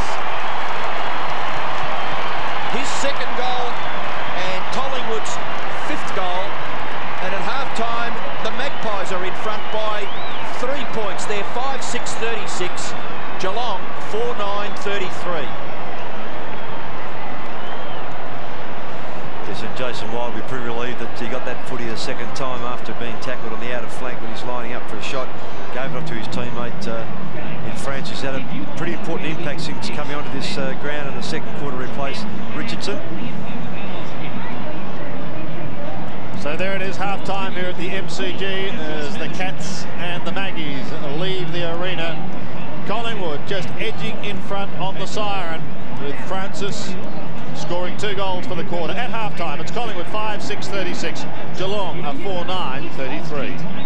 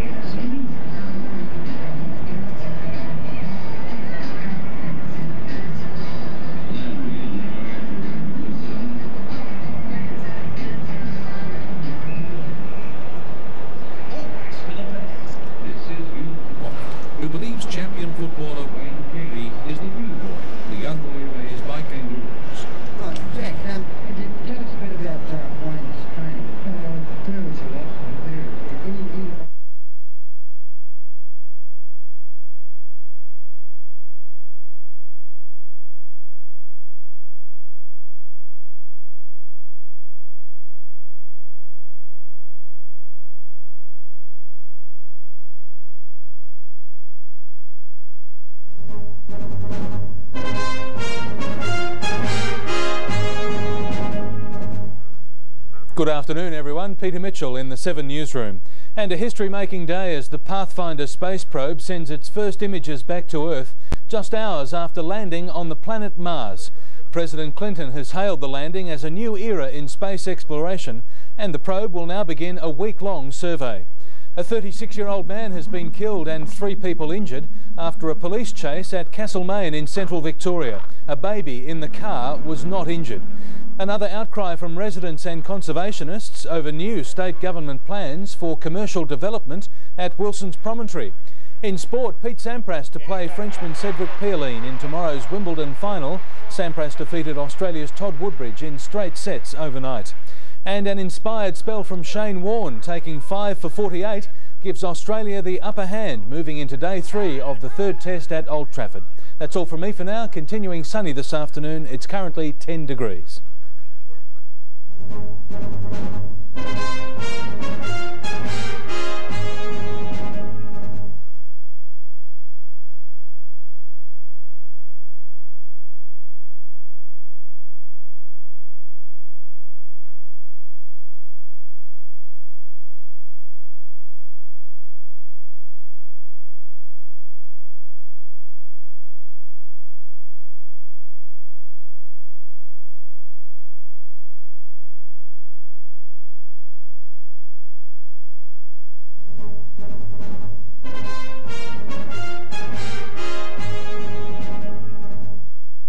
Good afternoon everyone, Peter Mitchell in the 7 newsroom.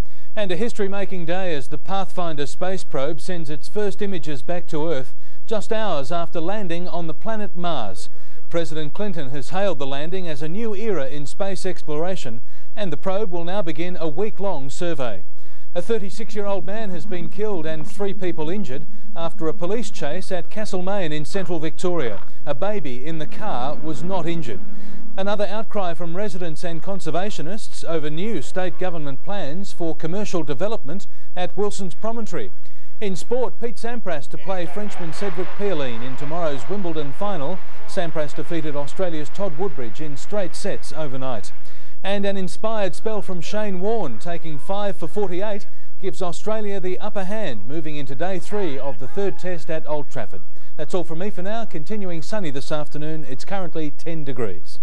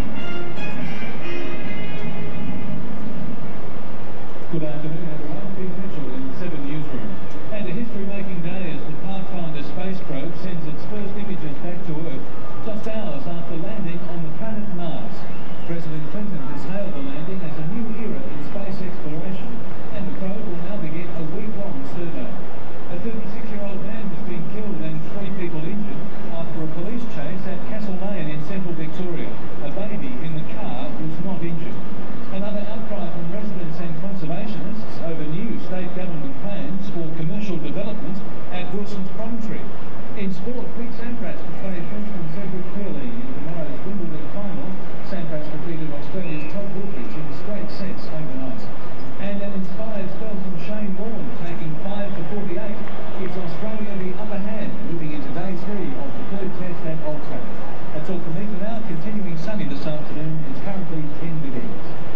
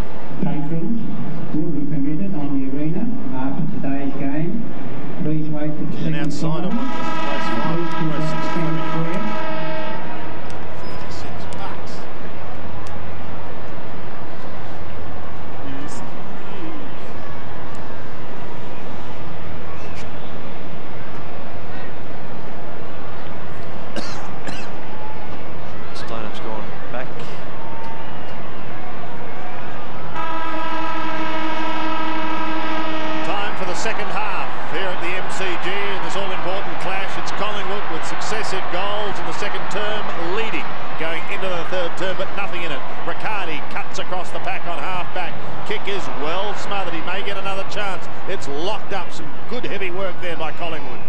And coming in to take a bounce is Stephen Handley, umpire Stephen Handley.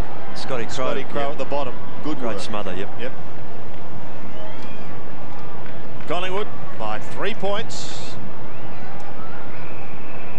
Not the prettiest of games, but tight. And a free kick coming out of there. One that, Robbo, either you've got a major medical problem or you don't agree with that. I can't believe, I mean, the ruckman of yesteryear would absolutely cringe, I'm sure. It was all about body work. Now they'd use a bit of body work and they find an infringement. It's part of the art, isn't it, Robbo? Oh, well, I would have thought so, being a great ruckman of the past like I was. Oh, dear. Throw in. Only tap outs I ever had, Sandy were in the bedroom, I think. No comment. Towards the line again goes Scotty Russell. With him, Glenn Kilpatrick. And another throw in. Mark Richardson on the sidelines. Hasn't missed a game yet this year. Stoneham, Francis pokes it over the top. Here's an opportunity now for Buckley. Caught! Graham concedes a behind. Liam Pickering now seems to have the job of running with Buckley, and Tanner's running with Williams. Kick in by Ben Graham, finds Riccardi. Riccardi's got a player further down the ground. That's Stephen King, the great author. And his kick in towards the centre of the ground. Marcus taken by Lynch. You are a full book. You've got one too many taps. Lynch.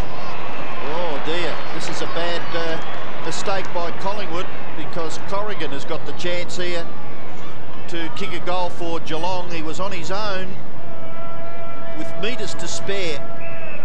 Have another look at this, Lynch. Have a look how far this fella is in the clear there. So Tony Shaw wouldn't be very happy with the manning up there. We have a look at what is confronting young Paul Corrigan in his attempt to kick Geelong's 5th goal. Oh, it's a beautiful kick. Well done. Just a great kick by Corrigan. Geelong's 5th. Yeah, spot on both counts, Robbo, particularly the kick, but also the lack of manning up, discipline by the Collingwood backs to try and pick him up. He came into that area from outside 50. Kingishev had looked to his right, had a player running free for him, but he went into the middle. They got away with it. Lynch's kick was very good. Corrigan just pops him. We'll just see him come in from the right of screen. No one near him. Geelong's first goal since the 8-minute mark of the second quarter. Kilpatrick slaps it over the back. A chance for McKinnon, claimed by Watson. Gets the kick high to the outer side. It bounces for Buckley. He keeps it in play. Has a look downfield. And then delivers. In towards half forward goes the bouncing ball. Tackle is high. And the free kick will go the way of Chad Liddell. Last goal of Paul Corrigan's, breaking a run of outs for him. He came into this game with 7 behinds to his name. To the outer side, to whom?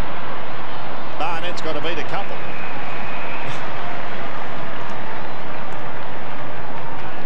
There's Brad Scholl. Hasn't missed a game this year, Scholl. Been very good. King and Monkhorst, the latter wins it. Geelong defending well. Drifted back towards the middle.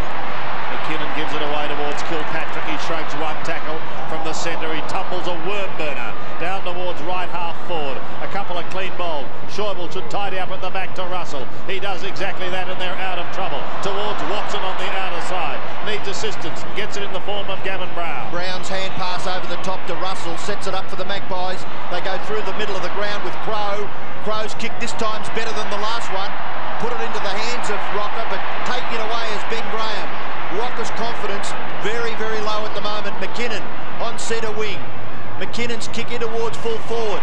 No mark taken there by Sanderson, but a push out is the way the umpire sees it. And Sanderson has the free kick for Geelong. He's 50 metres from goal.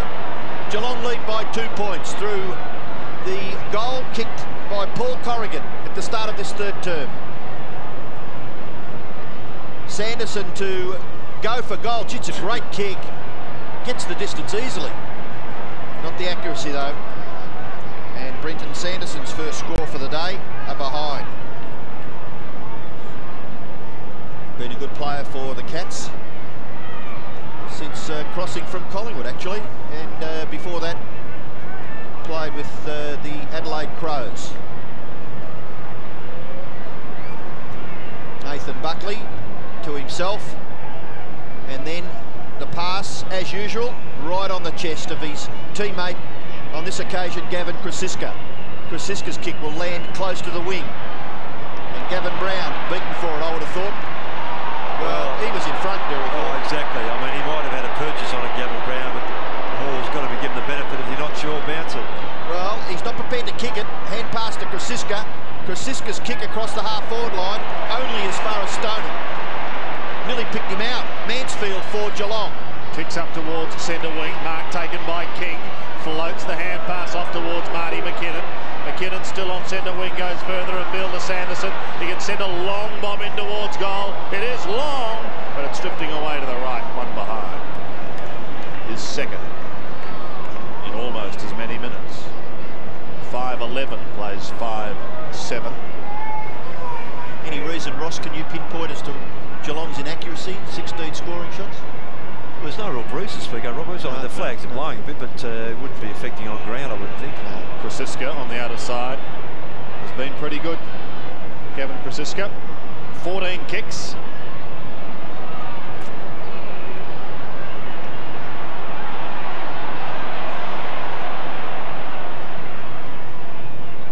Looks towards centre wing. McGrath is the effective spoiler. Lynch is waiting down. Colbert wanting to get into this game, been pretty quiet, just a couple of touches. Goes down towards the pocket. Good recovery. Here's an opportunity now as the kick goes in towards full forward from Corrigan. Across the face. Another behind. Change been made now. Matthew Francis has come off. Scott Burns is on to try and get a mismatch against Barry Stoneham. 5-point ball game.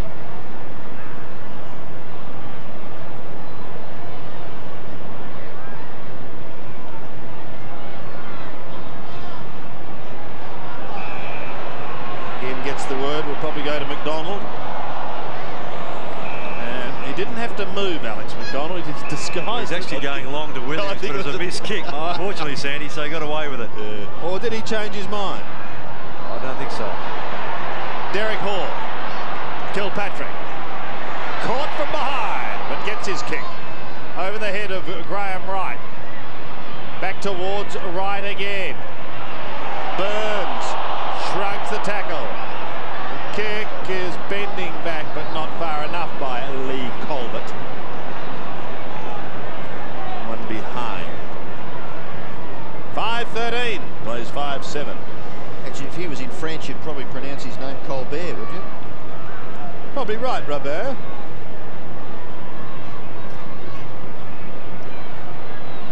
I think those Carlton reunions are starting to catch up with you, Robbo. I think there's a few Colberts last night that's caught up with him. Probably right too, Ross. Michael in the back pocket for Collingwood. McDonald, Wild, just took a little bit too long to get rid of it. Collingwood on centre wing, have possession. No, Stoneham dispossessed Brown. Then King over the top. Oh, and McKinnon gone. Watson got him. Riccardi able to collect the footy and then kick across the half-forward line. Michael and Colbert. Lee Colbert for Geelong. Back onto his right. Left. Still got the footy. Umpire calls all clear. Into the pocket. No mark taken by Crow, and he handballs it into the shins there of Ronnie Burns, and it's out on the full. So was that smart play? Would you give him the credit there for... Yes. Doug Hawkins tricked that one. So well done there by Scott Crow. He's in the right back pocket for Collingwood. His kick will land close to the wing. It covers the players in that area. Chasing after it is Tanner. Handball down the line. Swooping on it is Lynch. Lynch up to 50 metres. Goes for goal. Long kick. Goes over the top of the players in the square. And is a Geelong goal. Paul Lynch kicks his second goal. And Geelong all of a sudden break away to a 12-point advantage. That's what they wanted with all the play they've had in this this third quarter as Pickering's just hobbling a bit. They finally were able to break free and have a player run inside 50. Again, players on assist there, shepherding, helping out, and then Lynch just able to run through, and good work in the square as well to shepherd the ball through. You might just catch this, two of the Geelong players just assisting. Good stuff. 12 points the margin. Cats 6-13, Collingwood a 5-7. King takes it out of the air, goes onto the left foot. Moncourse not contesting. Ronnie Burns, Graham Wright. The latter comes away, goes towards centre wing and finds Scotty Russell. Russell could look in towards Crow territory. He's got him now. Back to the running right. Inside 50 go Collingwood. A chance for the Pies. Stoneham traps it well. Turns around, does it nicely towards McGrath. That was too easy to come away towards the half-back flank. Tanner has a number of players streaming down the ground. Finishes with Lynch. Pops it over the top to Kilpatrick. That was a poor hand pass, but somehow they'll get out of trouble. Down towards Colbert. He again tries to edge out Michael, but Michael puts the ball along in front of him. Loses it now. Sanderson wobbles it in towards Lynch. He can kick another one. No, he had it spent a little too early. Now he's going to get a free kick for being held. There's some poor kicks right through that passage of play. Real grubbers, but they got away with it because they had the numbers again around the footy. Well played by Lynch too. Just tapped the ball in front of himself. Knew the tackle was coming. Going short. Schauble can come away, back to Crow, off to right. Collingwood out of trouble. Graham Wright's kick has been well weighted. Not able to take the mark was Liddell. Confronted by McGrath. Hand pass not bad. Wild not able to control it. Has it gone off the Geelong player's foot again? No. South Rocker's been taken off Robbo, and Richardson's back on, gone to full forward. Yes, well I think you mentioned earlier, Ross, the efforts to get the ball down there and then to see it just bounce back. Not much of a contest. A bit frustrating for Collingwood. Wild and Kilpatrick. Buckley out wide. Williams just loves to set it up. Two bounces. Back onto his right. Go for goal, Paul Williams. Magnificent long kick. It's touched on the line by Ben Graham. Good contest there between those two players, Richardson and Graham. And Graham able to force a rush behind. Quickly kicks in, had to wait for the goal umpire to wave the flag, but was still able to get it to Riccardi. Riccardi on the left foot, kicks it high. Moncourse taps it to the front. Wild coming in again as Riccardi. Moncourse just gets his body in the road. Kicked off the ground by King. Well done by Watson, and a good hand pass in the finish too to Moncourse. In turn to Williams. Williams is at left half forward. Look maybe to get onto his right foot. Then Grisiska to help out, taking the hand pass up towards full forward. Graham, Mark Richardson, now Scotty Burns, well tackled there by Ben Graham. Geelong people looking for a free kick, but the umpire will bounce in the left forward pocket for the Magpies. 11 points is the margin in favour of Geelong. The Maggies need a goal. And quite happy to knock it clear for a throw-in was Stephen King. Yes, Bitterscombe's back on the ground. Robert going to half forward. He's replaced Marty McKinnon. Actually, it was Ben Graham who knocked the ball clear over the boundary line. Collingwood a chance here. Richardson just well, the ball knocked out of his hands basically. Tanner gives away a bit of ground. Back to Graham. Who's got a little bit of time now. Can go across to Scholl. Brad Scholl from the back pocket. Swings back in towards the middle. A high kick. Crow sets himself with an effective spoil down towards Russell. The bounce is okay for Johnny Barnett. He can go for goal, or he could have gone short because he has a player in Mark Richardson all alone in the square saying, what on earth is going on? Yeah, sometimes players' eye line, Sandy, it's difficult to say from here when they look towards goal, that they look towards the top of the post rather than looking down towards the ground further when they miss their player then, like Richardson.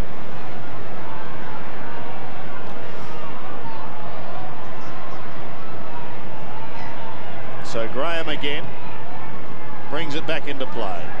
Heading towards Stoneham. Takes a fine grab now. He's got Lynch streaming down the ground. He uses that player now. Scoots away. He'll have to be quick. Crow gives him a nudge, but he gets his kick and it's okay too. Finding Sanderson. He can kick a long ball, this kid. Goes for a centering kick, and that's a beauty to Hocking. Suddenly Geelong looking to go up a gear. example of their kicking out from fullback, Sandy, finding a target, staying him, and the player running on. First class, well done. 14 possessions for Gary Hocking. Been a wonderful player for the Geelong Football Club. 2 weeks' time, all being well, he'll join the 200 club. But now he wants a goal. And he hasn't got it. That's a bad miss. Directly in front. Distance wasn't a problem. McKinnon's back on, Bitterscombe off. Very disappointed with that effort. There's Gary Hocking, obviously, the body language. Collingwood swing a change. Looks like Liddell off the ground and Matthew Francis onto the ground. Buckley now being asked to get on with it. He does just that. Nearly found Krasiska. Watson gets it back to that player. Krasiska's kick will land close to the wing. Good contest here. Tanner not paid. Burns was the Collingwood player. Kilpatrick to Gary Hocking. Gary Hocking off his left foot. Beautiful delivery. Lynch has got it. Centre wing. He in short goes to Pickering. Has it gone the required distance? Yes, says the umpire. So Pickering, looking into the sun,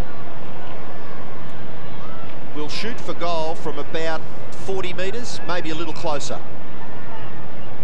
11 points the margin at the moment in favour of the Cats. Liam Pickering. Not a bad kick for distance, but not the accuracy. So Geelong's fortunes continue as far as their accuracy is concerned. 6 goals, 15. 21 scoring shots to 14, and they lead by just 2 goals. 8.5 minutes remaining in this third term. McDonald, who so often this afternoon has been the target for Buckley. Ships it round towards Gavin Brown, but Hall's got him. The ball spills free over the line. Collingwood coming into this game in 11th spot on the ladder. Geelong in 3rd position. But really, nothing in it at all. Percentage is obviously going to play a huge part in determining who's going to be around come September. Kilpatrick, an interesting hand pass. Hocking, Hall, wide at a Tanner. Grant Tanner fires one in towards goal. It bounces over the top. Michael is there, Schäuble is there, and he's caught. Spills free to Michael, who's very quick to concede a behind. 4th rushed for Collingwood of the afternoon. 6 goals, 16. A scoreline that is keeping Collingwood in this game. Very much so, Sandy. But when you're inside your attacking 50 so often, you'd expect to get more goals than what Geelong have to date. Buckley brings it back to the good doctor. Watson plays on to Russell. Well, after working so hard and getting only behinds, maybe Collingwood can stream down the ground and convert with a major. Scholl and Francis, who gives him a little nudge to send him on his way.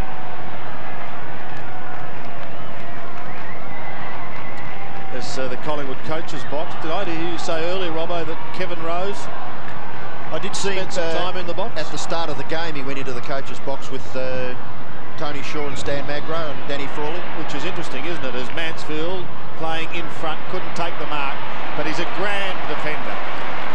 Does it well. As he goes in towards the middle, and there's an excellent mark by Watson. Off to Gavin Brown. The skipper in the middle of the ground gives it to Russell. In turn, goes into another one. I don't know what was wrong with the long kick straight down the ground, but maybe they'll set something up here. Russell's kick is okay. He finds Buckley 70 metres out. Richardson is lurking at the back there. That will be his target. He comes out now. Graham is right there with him. Ridden into the ground was Barnett. The ball spills free. Hooked around the body. It's high in towards Stephen King. King recovers well for a big man and then pokes it out in front of Scholl. Scholl's away from the back pocket. Has a look in towards centre half back. He finds Peter Riccardi, who's got McGrath running down the ground. Gee, you can't afford to make a blue, can you, on that full forward line? And McGrath's kick then, when Geelong went forward, was just 2 out of 10 stuff. Really just giving it up to Collingwood. They'll go back down the ground now. Scotty Russell, beautiful pinpoint accuracy off his non-preferred side. Left foot, put it on the chest of Buckley. Some magnificent skill shown there by Scotty Russell. Now what's happening here? Oh, yep. So play held up as looks like young Corrigan coming off the ground, and to take his place will be Bitterscombe. A bit of a whack in the mouth by the look of it. 13 points is the margin. 52 plays 39. Just 11 goals scored in this match so far. So it's really been a terrific battle of the defences. Some leading possession gatherers. Krasiska has had 18 kicks and 4 hand passes.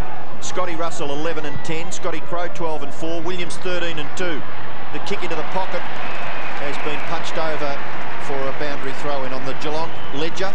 McGrath 10 and 5. Lynch 13 and 9. Hall 10 and 4. And McKinnon 9 and 3. Gary Hocking 8 and 9. From the throw-in, Francis, that was Matthew. Bitterscombe does the shepherding work to try and allow Scholl through, but he's met some very stiff opposition. In fact, the Collingwood boys themselves squabbling for it. Scholl not appreciating the work done by Crowe. And he's going to get a free kick from it. Deemed as unnecessary by umpire Mark Nash. So from the shadows of half back, he drifts it towards centre wing, and good use of the body by Derek Hall, arched himself over the ball to keep his opponent out. Drifts it into the middle. Stephen King, Bitterscombe, just onto the ground. A live wire will be keen to impress. Goes down towards Hocking. Oh, lightning hand pass, and that one wobbled through for yes, yet another behind to Liam Pickering.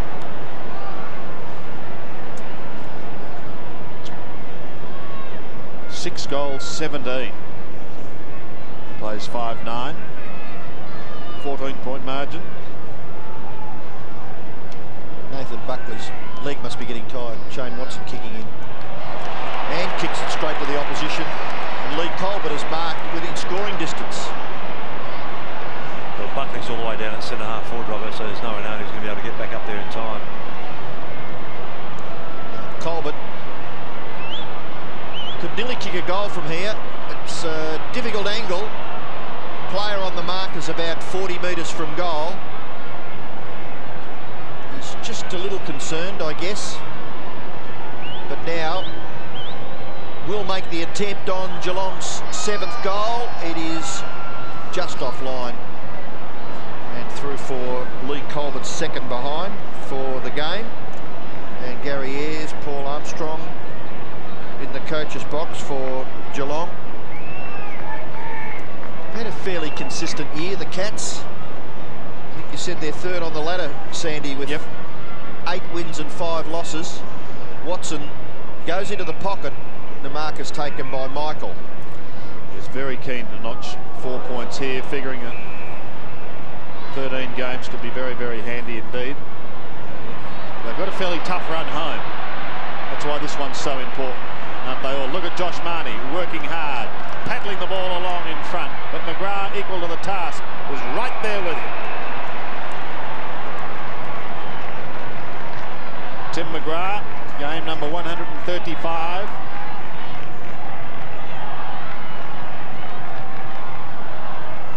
Suffered a loss of form earlier in the season, but appears to have it back. Barnett flicks it in towards full forward. Graham playing in front, gets the hand pass away. Chip back in towards goal. And one behind is the end result there. Josh Marnie in picture.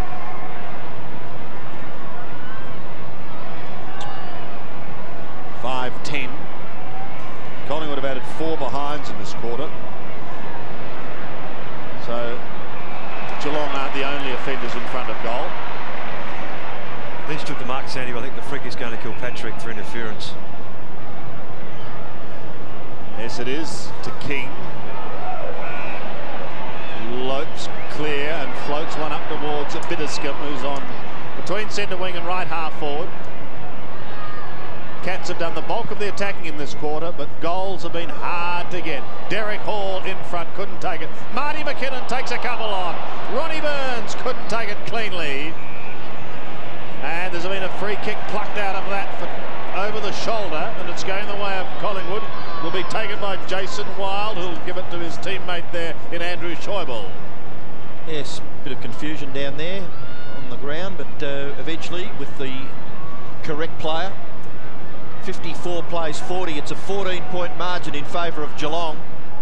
Schäuble's kick lands close to the wing. Francis not able to take the mark. Well, Derek Hall came in from the side. The umpire said he didn't have first touch of it, but it looked as if he got a left hand in first, then brought it down to himself. I mean, I would have almost played that a mark. Well, he looks mystified. Yes, to say the least. Bounce of the ball, King doing the ruck work. Francis beaten for it there, and Kilpatrick having received from Tanner. Tanner did the work underneath earlier. And now Pickering shrugs the tackle from Francis. That's Tony Francis. Kicks towards half-forward. Good spoiling again there by Michael.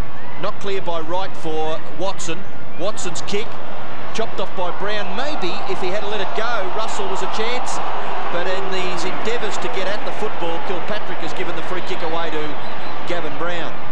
Brown's little kick down the line has been well marked by Liddell. Little kick by Liddell is all right. And Buckley is on the end of that. He's not quite up to half forward, probably between wing and left half forward for the Magpies. And the players coming down from the full forward area will have the sun in their eyes. So just Collingwood prepared to share it around. Now the kick across the line will finish with Michael. They really haven't gained any meterage. As a matter of fact, they've probably gone back closer to the Geelong goal. Michael's kick is pretty good. And a good lead by Williams, capped off by a good pass by Michael. Williams in turn, look for Buckley. Buckley underneath, the free kick against Pickering for holding. Advantage, no, you must come back. What do you think, Roscoe? Yeah, free kick in the back. He actually crashed across his back. Not really making an attempt on the footy. That was Pickering I'm talking about. We'll see this. Buckley over the ball. Pickering comes over the top of him. What's this? There's no real attempt on the footy. It's got to be a free kick. You've got to protect the player going for the ball. Well, this is what we've been waiting to see. I mean, Nathan Buckley, we give him pretty well close to 10 out of 10 kicking around the ground, and you would nearly back him in from here. He'll kick the distance, don't worry about that. Beautiful action and a magnificent kick. It just covers the goals by 30 metres. And it's accurate too. Nathan Buckley's kicked his second goal and just given the Pies a sniff of a chance. They were just creeping away, the Cats, but now it's back to an 8-point game. Well, they had all the play too, Robbo, and that's the thing, the Cats, they should really have converted more often than they have this quarter and put themselves 3 or 4 goals in front. But that's all they need in a game like this, is summon the opposition to bob up, kick a goal. They worked very hard to get it, Collingwood. Shared the ball all around across the midfield, waiting for someone to put their hand up going forward. That man was Buckley. Collingwood hanging on. All set up for a big final quarter here at the MCG. King tries to get it out of the middle. A little too slow. Crow does a 360 but dances his way to half forward with a pass towards Buckley. Free kick, I think, to Buckley. Yeah, definitely. Yeah. Now, if he gets onto a bomb, well, he won't. He's going to go short. He's rushing down the ground and finds Scotty Russell. And Collingwood can find themselves down by only 2 points at 3/4 time. Very similar to the end of the second quarter, actually. Thank you, Robbo. But he hasn't kicked it yet. Let's see what happens. Scotty Russell in his 159th game, going for goal number 99 in his career. And up goes the black and white army from behind. Still, he sits on 98 goals. 6'11", plays 6'18". It's not a pretty scoreboard, is it? 12 goals, 29. Tanner has 10 seconds to get this down the other end of the ground and score, or Collingwood, if they can lock it up there, might do just that, but no, not now. Crow takes the ball in the middle of the ground. And although missing that shot for goal, it's all set up for the final quarter here at the MCG. with Geelong, who were trailing at half-time for the first time in the game, edging clear with the bulk of the play in the third quarter, but their conversion rate was not at all good. They kicked 2 goals, 9 in that quarter. Quite extraordinary, really. They could have parcelled it up 2-9 to 1 goal, 5. So in effect, we've had 3 goals, 14 for the quarter. Very good. At three-quarter time, as I put down the abacus, Collingwood are 6-11 and Geelong are leading by 7 points. They are 6-18.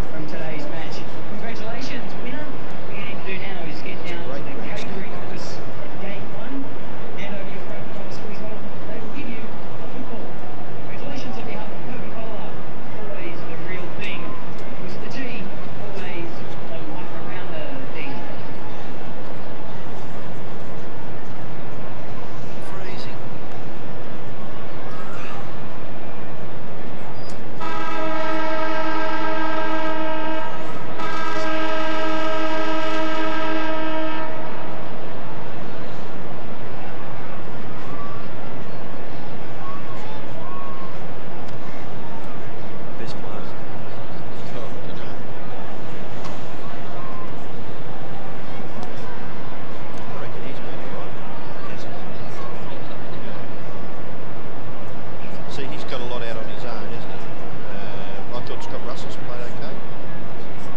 Which one over here? Yeah.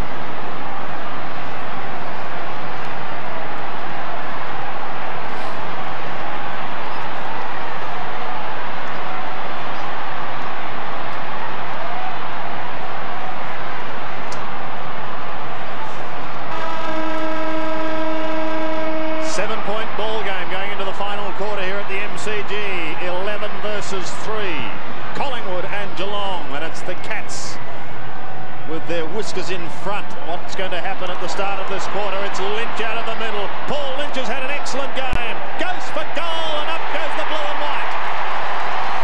What a start by the Cats in this third term as he gets his third. Isn't it amazing how hard they worked? Missed all through the third quarter. First kick out of the centre, goal. Such a difference. Direct play, knock on, players running onto it. And Lynch, who's probably getting close to top 2 or 3 best players on the ground, gives him a great start.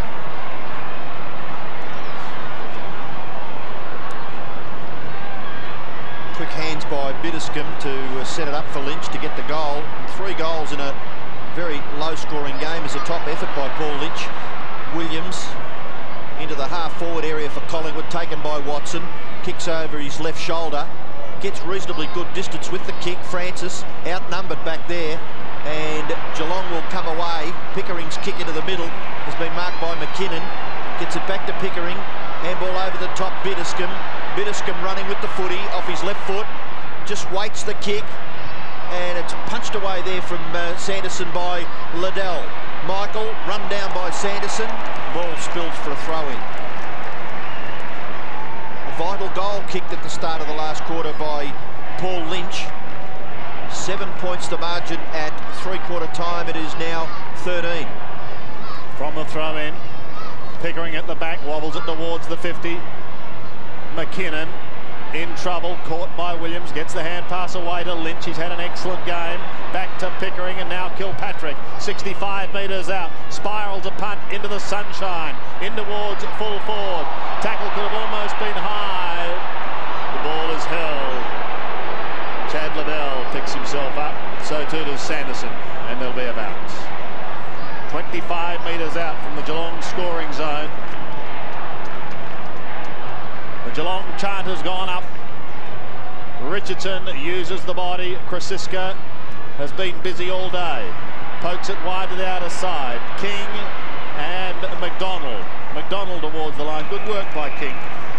Persisted, hassled, and forced the throw in.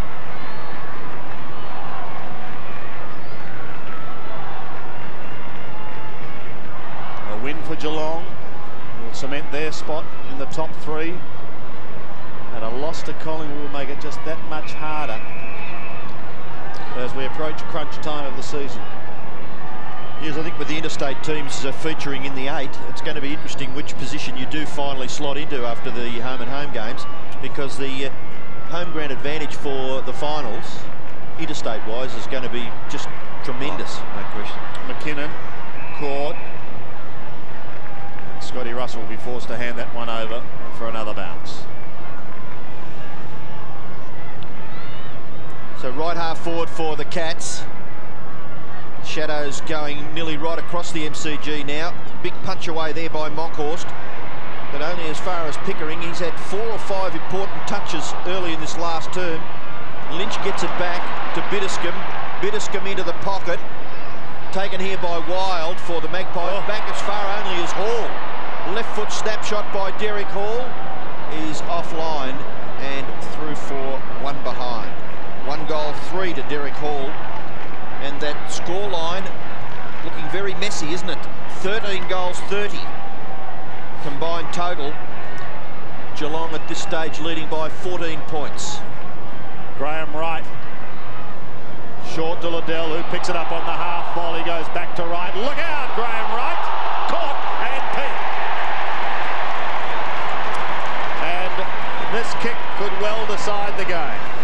It just highlights again the advantage of having someone like Nathan Buckley kick out. Not that Graham Wright's a poor kick. That one, in fact, was. And then, of course, getting the ball back, just not able to get rid of it. Didn't realise how hot he was. Gone. Michael Mansfield in his 131st game to take the kick.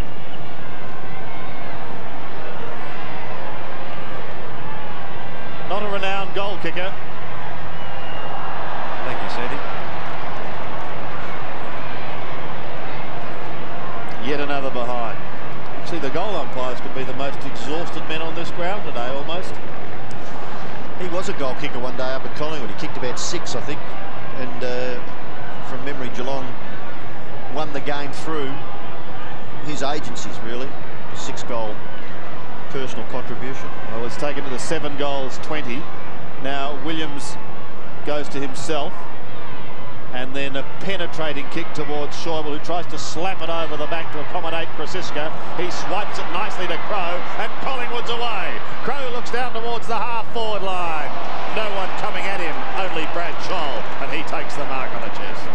Gee, I think, was it Mark Richardson or it's Francis, was it? I think it's Mark Richardson. Mark Richardson. Yeah, had a chance maybe to make a bit of a contest of that. But, well, Geelong, they just keep stacking up the possessions. This is Corrigan having received from Lynch. Corrigan's kick to the 50-metre line, taken by Mansfield. Gee, just absolutely dumbfounded the opposition then. His kick is, got all the way back to just missing in the finish. And through for a second behind to Michael Mansfield.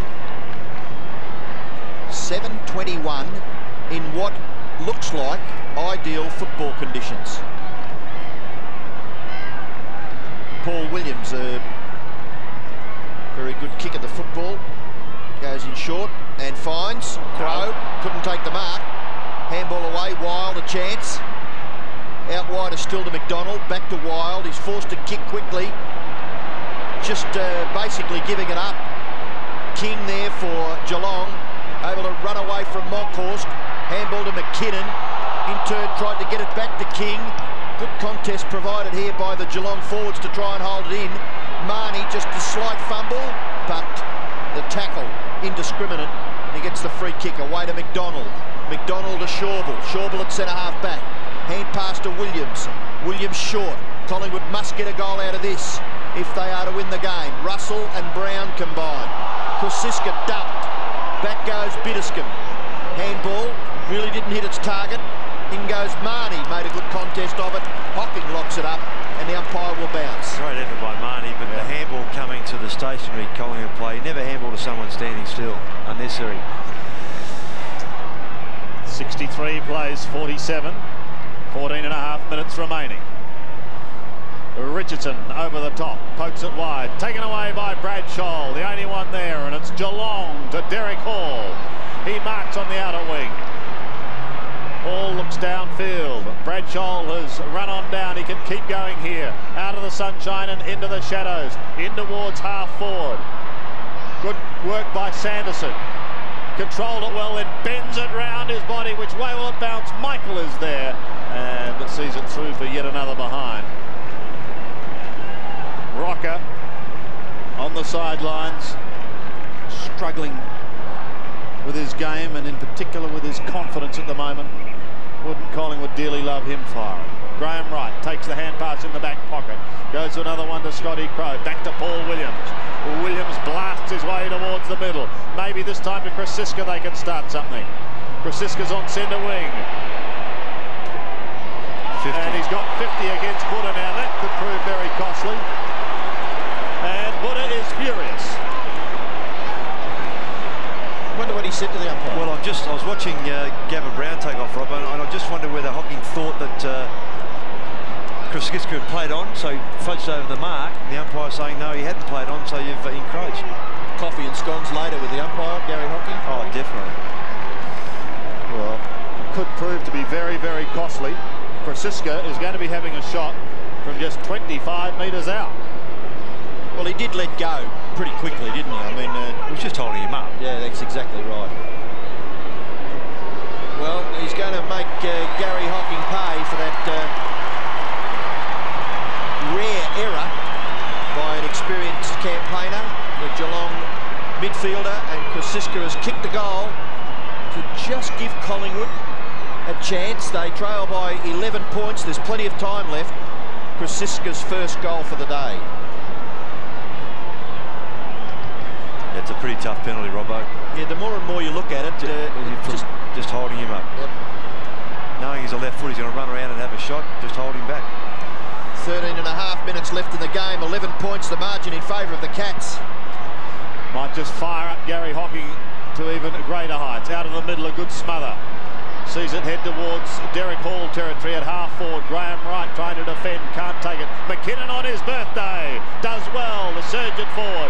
Buckley forced to defend now, he's got to beat a couple. Well done by Sanderson. Hand pass just a fraction too high. Turnover, Williams is away, Collingwood's away. Down towards the half forward line, but again, the only one there and playing in front is Brad Shaw.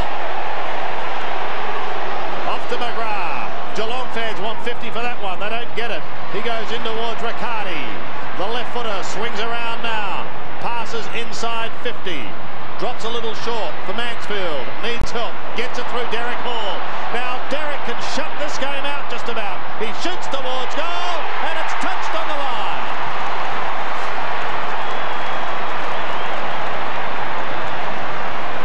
Gee, that's a desperate lunge, isn't it? Fantastic. Young player too. Well done. 7:23. Sounds like it's almost breakfast time, doesn't it? 7:23. Well, look at this. Oh, gee whiz, there was centimetres in that, wasn't there? Huh? There really are keeping the supporters' hearts in their mouths. Williams, gee, he's done well there, Paul Williams. His left foot kick into the middle. Scholl will mark.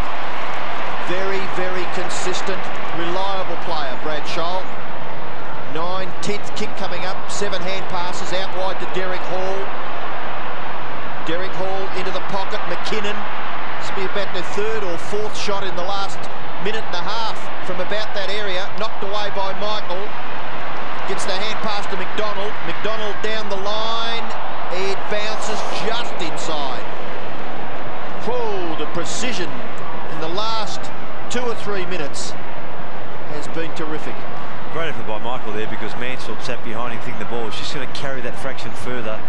But the young fella got a hand to it. Well done. Under pressure. Under 12 minutes remaining. That's still high. Anyone's game. Colbert taken high. Geelong fans can't believe it. Derek Hall away from Krasiska. Krasiska's had a good game today. Now Colbert again. He's been quiet. Centering kick into half forward. Where are the big high flyers? Sanderson first to recover. He can goal. Brendan Sanderson. Yes.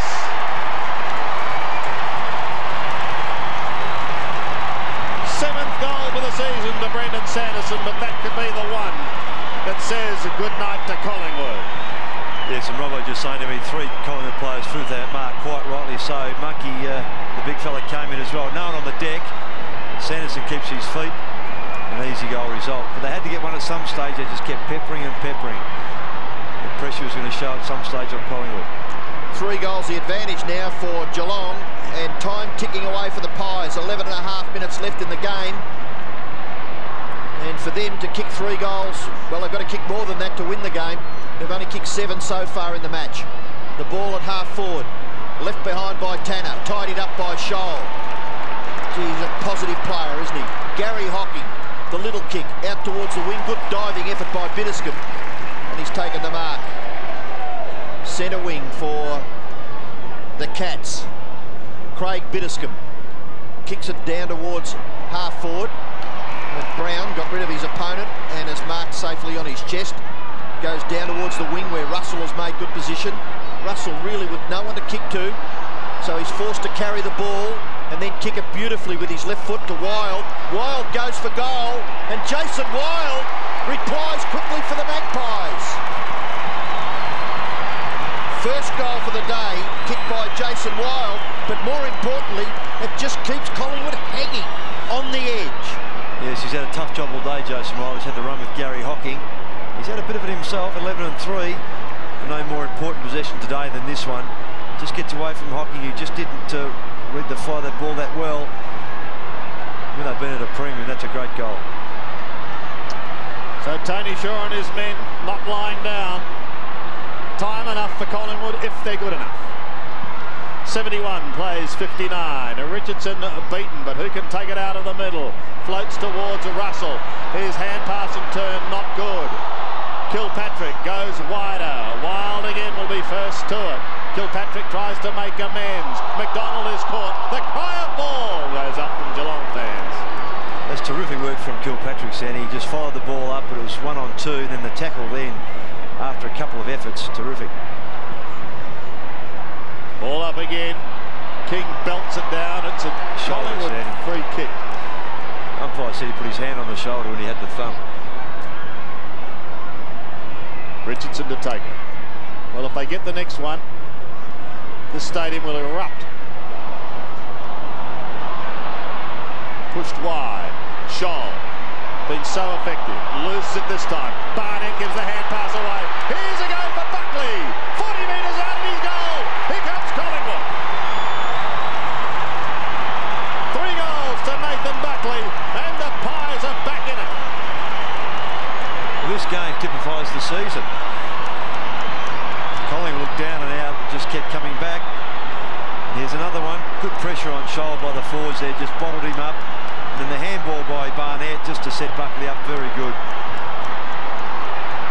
Tell you what, Nathan Buckley, he just keeps on contributing, doesn't he? 3 goals, 18 kicks, 3 handballs, 2 tackles, 45 kick-ins. Well, not quite that many. Ruck contest, Kilpatrick, the ball spills for Riccardi. Well tackled there by young Marnie. Shawble. Well, he left it for Williams, which probably wasn't the right decision. Oh, Crow determined. The Maggies have lifted in the last few minutes. And that ball will be scrambled over by Josh Marnie and Peter Riccardi for a throw-in. Right half forward for the Cats. This crowd, big crowd here at the MCG, certainly on the edge of their seats now, as are the coaching staff. It's all left to the discipline of the players now. Scotty Crow to Williams. Electrifying 5 or 6 metres, but the kick is wide and not all that handsome. The free kick will go to Tanner for Geelong. Just a kick in it now. Geelong led by 3 goals just a few minutes ago. That kick has been marked by Crow. He's played a pretty good game. 15th kick coming up, 6 hand passes. He kicks down the line towards half forward.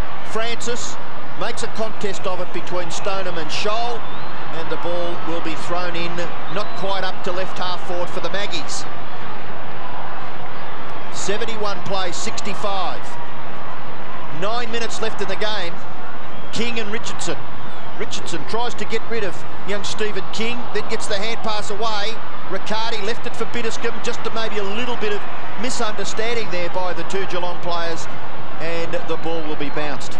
And the key could be Geelong's 3rd quarter, when they booted 2 goals 9, and really could have shut the gate. Not to be. We've got a big finish on our hands as King puts it down the throat of a Russell. To half forward, Corrigan gets his kick away to the outer side, and that's okay. To Bitterscombe. Came off the bench. Craig Bitterscombe, and has been fairly busy since doing that. But his side now in a precarious position. They lead by just 1 straight kick. Crow, effective. Around the body, into half forward. Big pack of players. Geelong try to hold it up. It comes the way of Scholl. He's very cool and accurate. He finds Graham. He's known for his long kicking. He's gone wider. Here's an opportunity for Colbert. He's had a quiet day, Lee Colbert. Maybe he can cover himself in glory. A high punt kick, but it's away to the right and through from behind. Sigh of relief too from Nathan Buckley, who was caught on the other side of the ground because Colbert and he have matched up again in this last quarter. 8:24. plays 9-11. This will go in the record books, 8:24, won't it? Oh, I'd say so. I mean, if you were at another ground or somewhere else in Victoria, you'd probably think the MCG was covered in mud and wind blowing across the ground and terrible conditions, wouldn't you? You saw that scoreline. Buckley has again got the job of bringing it back in towards Schäuble, tried to blast it over the back. Now they've got the player Brown there. Can use him and Richardson. Short little chip up towards centre wing. He made Williams prop. Wasn't a good kick, but clever work to tunnel it out the back by Francis. Has got Williams running now. Collingwood on a roll, and Sam is back. Oh, Ross, you were impressed with Francis, weren't you? Fantastic. Just the ability to think what's coming ahead, to tap the ball back between his legs, to let Williams run onto it was outstanding. So Rocker, who spent considerable time on the bench, has not scored a goal to date. A couple of behinds, a couple of posters, I think. Shoots towards goal, but it's away to the right. I was going to say, Sandy, if he kicks there, it's a marvellous way to get your confidence back. It's a sort of lifting goal, not only for yourself but your team. Back to a one-kick game, Robbo. Tony Shaw yelling up, man up, man up. I think that's Ray Shaw, back then, isn't it? Yeah. Brothers that captained Collingwood 6 years apart. Ben Graham for Geelong. Lovely long kick. That's gone about 65 metres and it's been marked by Colbert. Lee Colbert for Geelong. They lead by 6 points. They've kicked 8 goals, 24. Change for the Cats. Sanderson is off. Burns is on. Looking for something electric from Ronnie Burns as Gary Ayres kick it to the full forward line, and it's been marked by Mansfield. Well, you can ruin the party here, I think, Michael, if you can kick accurately. 6 minutes left. Collingwood coming at the Cats. We've got within 1 kick, and Mansfield can open the gap just that little bit further. Mansfield from 50 metres. Just a crummy old kick. Nearly marked by Brown. Gary Hocking. Garrick Hall! Snapshot! It's a goal to Geelong. The Collingwood boys appealing to the goal umpire that it was touched, but it has been paid a goal, and Geelong again out to a 12-point lead. I just wondered too, was it a Collingwood teammate that brought Gavin Brown when he went for the mark? It's a critical one, but he's been as good a player on the ground as anyone else, Derek Hall, today.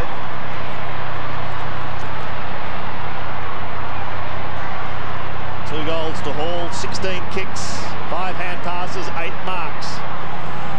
9:24 plays 9:12. Still time for Collingwood. Back in the middle, Richardson on the ball, gets it down towards right. It's locked up, smack bang in the centre. And there'll be another bounce. Great crowd here at the MCG today. Hasn't always been the prettiest of games, but one thing's for certain, it has been tight. King, Lynch has been very good for Geelong, the youngster. Graham Wright gets boot to ball, but only as far as Scholl, who has been impassable. His last quarter has been terrific. Yep. He really has been excellent. To the outer side, Pickering. Geelong appearing to steady as Pickering looks downfield. Wide towards right half forward, Corrigan. Kicked a goal in the 3rd quarter. It's too far out now, but he'll certainly go deep into that attacking zone. Kicking from some 65, 70 metres. Goes long in towards the pocket. It slews off the side. It's wide, but Pickering marks just inside. At this stage, even a behind is helpful, because at the moment there are 2 straight kicks in it. Goes short, Hocking. Just improves the angle. Distance very similar. Another very serviceable game from Hocking. Coming up for his 20th possession. And this really could seal it for the Cats. The tentative drop punt is through for a behind. Yeah, he pushed it right on the inside of his boots, and he knew off the boot, or he knew that wasn't a good kick. But it's one of those valuable behinds, isn't it? 9.25 plays 9.12. Dear me. 9.25. 18 goals, 37. Yeah, it does sound like the time, doesn't it? The kick went in the direction of Michael. Kick forward by Corrigan. Gathered by Graham Wright. Oh. Just inside the defensive 50. Kick forward by Lynch. And it runs away and hits the behind post. So a boundary throw in. Left forward pocket for Geelong. Paul Lynch. Just questioning maybe some instructions from one of his teammates. Taken out of the air by Derek Hall. Snapshot will go to the square and helped over for another behind. Can they get 30 behinds? 9 goals, 26. Who really cares, I suppose? 80 plays 66. Sure, 3.5 minutes left in the game. Buckley to himself, runs away from the defensive goal, and a beautiful kick too to Shawble. Shawble swings around, then eventually gives the hand pass wider to Crow. Crow to get back onto his right foot, then kicks in the direction of Rocker. Well, I don't know who was underneath Big Sav then, but he came crashing down in that attempt to mark. And it was Barry Stoneham and his teammate Matthew Francis. Boundary throw in, left forward pocket for the Magpies. They must kick a goal here if they are to be any chance whatsoever of snatching this game. There's only 3 minutes left. Colbert for Geelong, kicks back. It lands close to the wing. Awkward bounce, nearly gathered there by McDonald. The ball for Shawble. He can't really, well, he looks as though he's nearly laid it there, but the umpire will come in and bounce. Good last quarter by Colbert, Ross. Oh, Drew, I think he knew he had to lift. Yeah. He's done it a few times before for Geelong too, Sandy. Gary Ayres and his trusty assistants. McKinnon for Geelong, across his right shoulder, will land the ball close to half forward, but it's been marked by Brown. He knows the urgency, plays on quickly, kicks across the line, and good play there by Watson. He had to make it his. Barnett to Brown. Brown from half back, close to the centre of the ground when he kicked it. Lands it up near half forward. Rocker and Ben Graham. Still a good contest. Ben Graham off the ground. Kilpatrick close to the line. Probably would be happy to see it over. Matthew Francis, the tackler, and the boundary umpire will throw it in. 80 plays, 66, a 14-point game. A couple of minutes remaining. Swipe by King out of the immediate danger zone towards Corrigan, who was claimed by Wright. Lynch has been one of the best on the ground today. Kilpatrick, a fumble. Still in play for Buckley. He soccers off the ground. It's not the required distance, but it finds Williams and deliberately slapped over by Grant Tanner. Now, that wasn't so subtle. But throw it in, says the umpire. So that's what happens. King again wins it. Williams around the body. He needs a bouncing ball to do the right thing, but it won't. They creep ever so closer to goal, but at the same time, precious seconds tick away.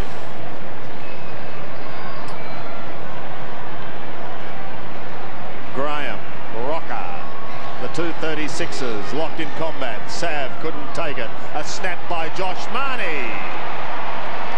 Is there, I think. It is. So Marnie gets his first, and Collingwood get their 10th, but they are 8 points down.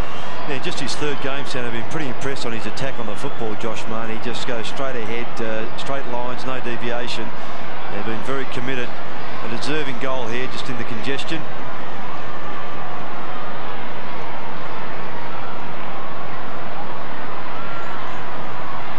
Still only 19. 8 points is the margin in favour of Geelong. Richardson get a second go at it. Mark Richardson, Scotty Russell couldn't clear, and the umpire will have to bounce it once again. Just over a minute left. you really wouldn't think that they could kick 2 goals, would you? I mean, it's been a real struggle for both sides to get goals all during the day. Yeah, I was going to say, the way the game's gone, Robbie, you wouldn't think 2 quick runs were possible now. Big punch forward for the Magpies. It's in dispute. Riccardi, Pickering, run down there by Marnie, was it? Again, a good passage of play there by the inexperienced player there on Liam Pickering. But from a Geelong perspective, there's Barry Round over there. He's the ruck coach at Geelong. He's in the box there with Gary Ayres. Richardson. Still in dispute. Tanner.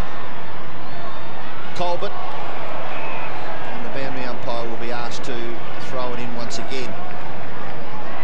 So it will be a Geelong victory here today at the MCG over the Magpies. Big punch by Richardson, terrific leap.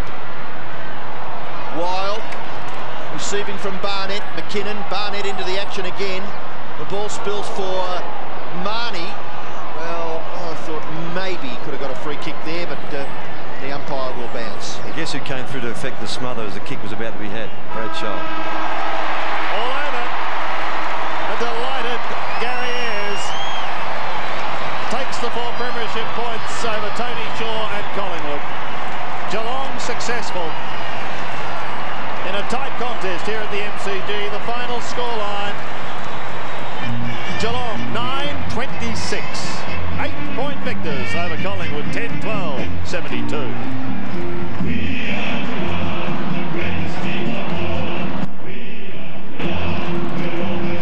So what really was a, well, I guess from Gary Ayres, you could see, Sandy, that maybe he breathed a sigh of relief. He saw his team kick 26 behinds, and he probably thought, gee whiz, if we lose this, where do I find the answers? And to Collingwood's credit, Roscoe, they stuck at it all afternoon. Yeah, a couple of times when you thought they were down and out, they just lifted and found something, and they did it you know, without a couple of their key players like a Sav Rocca doing much for them. Nathan Buckley on screen worked so terribly hard, as did Paul Williams in that last quarter particularly. Gavin Krasiska, Scotty Russell, they got plenty of the footy. They just couldn't finish off, Sandy. Nathan Buckley booted 3 goals in picture there. He's bitterly disappointed. Tries his heart out each and every week and must be wondering now what they've got to do to get 4 premiership points. Men in white go in. A big day for Rowan Saws, playing his 400th in the umpire's uniform. And Sav pondering what might have been and what lies ahead. Geelong are victorious at the MCG by 8 points.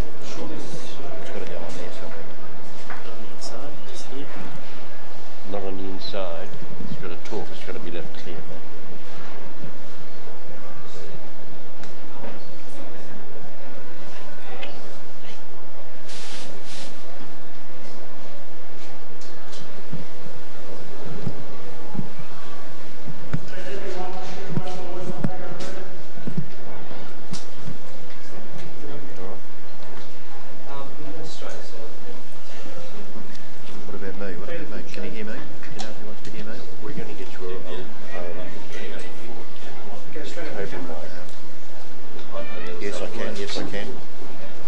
Can you hear me? Yeah. So everything's in order. I'm in the Collingwood room, so I can't get across the club like at the moment.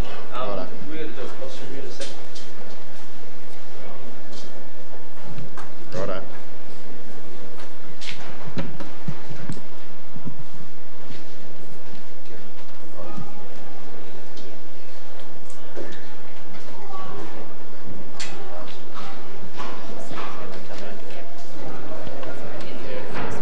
How long do you want it to run for, Greg? The interview from Ross?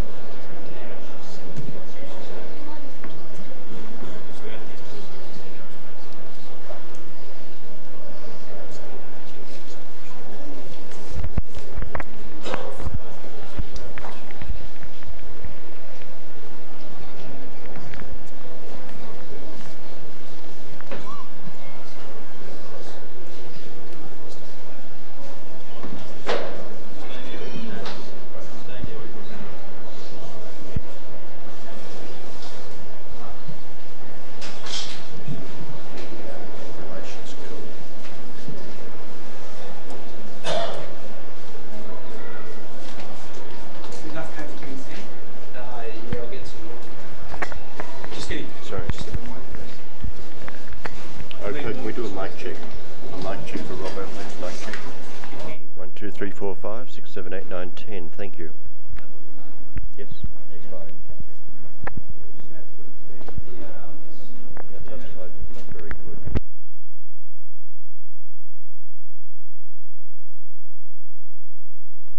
Coaches, maybe? I've got the girl. She's lining up 3 players.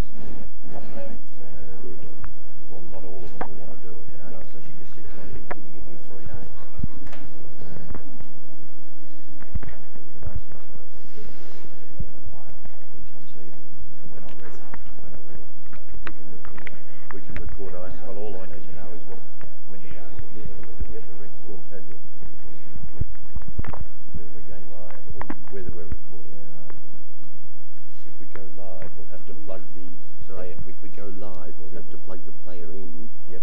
In case Jared wants to ask him questions or something. When do we arrange to meet Kevin afterwards?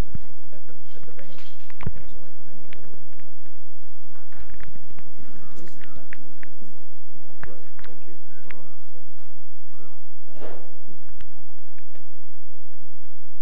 Now we're going to do it in there. The latest.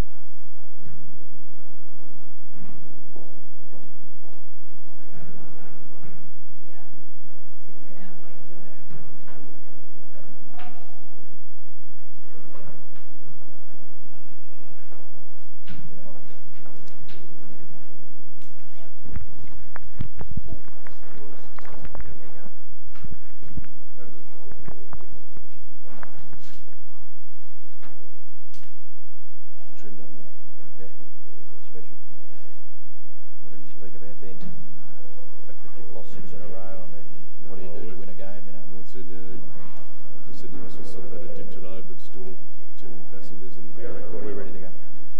Well, in the rooms after the game, Collingwood have lost the match by 8 points. Gavin, one of the better players for the day, but it's not much satisfaction. You don't get the 4 points.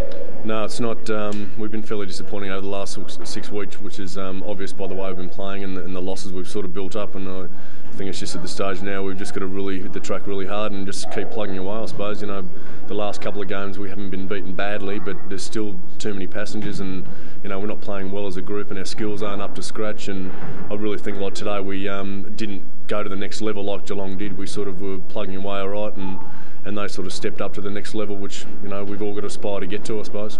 What about the confidence of the two Rocker boys? It must be they must be struggling as far as that's concerned. Yeah, well, I've had a patch of that myself actually the last month, but I think Sav's been struggling also. He's just not hitting the ball hard enough, and he's too worried about the backman and whether he's going to spoil it or whatever. And Sav's at his best when he's sort of leading hard at the ball and sort of taking the ball in front of his eyes. Well, at least you've lost again, which is probably not good, as I said earlier. But you're not that far away from the 8. You just got to win a few more games. Look, the season's that tight. It's still going to be spun around a little bit more, I think, by the time the end of the season comes. So, as I said, we've got to keep battling along and get some wins up on the board now, and just sort of keep our heads above water, I suppose. Once you sort of start having more losses than wins, that's when you start getting into trouble. And we're sort of, I think we're 6 and 8 or something now. So we've got to peg those back and see how we go. Because once you get hit to finals, that's a completely different story, and anything can happen, I suppose. Well, good luck, and for Collingwood supporters, let's hope you get there. Thanks, mate. And I'll see you at the Laurel. Good on you. Well done, mate. Good boy. Good boy. Yep.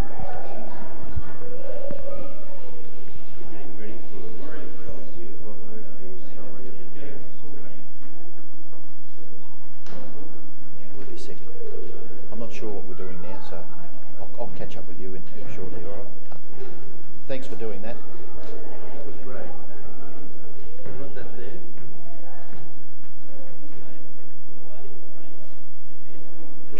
Should I be hearing anything? Not yet. No. Yep.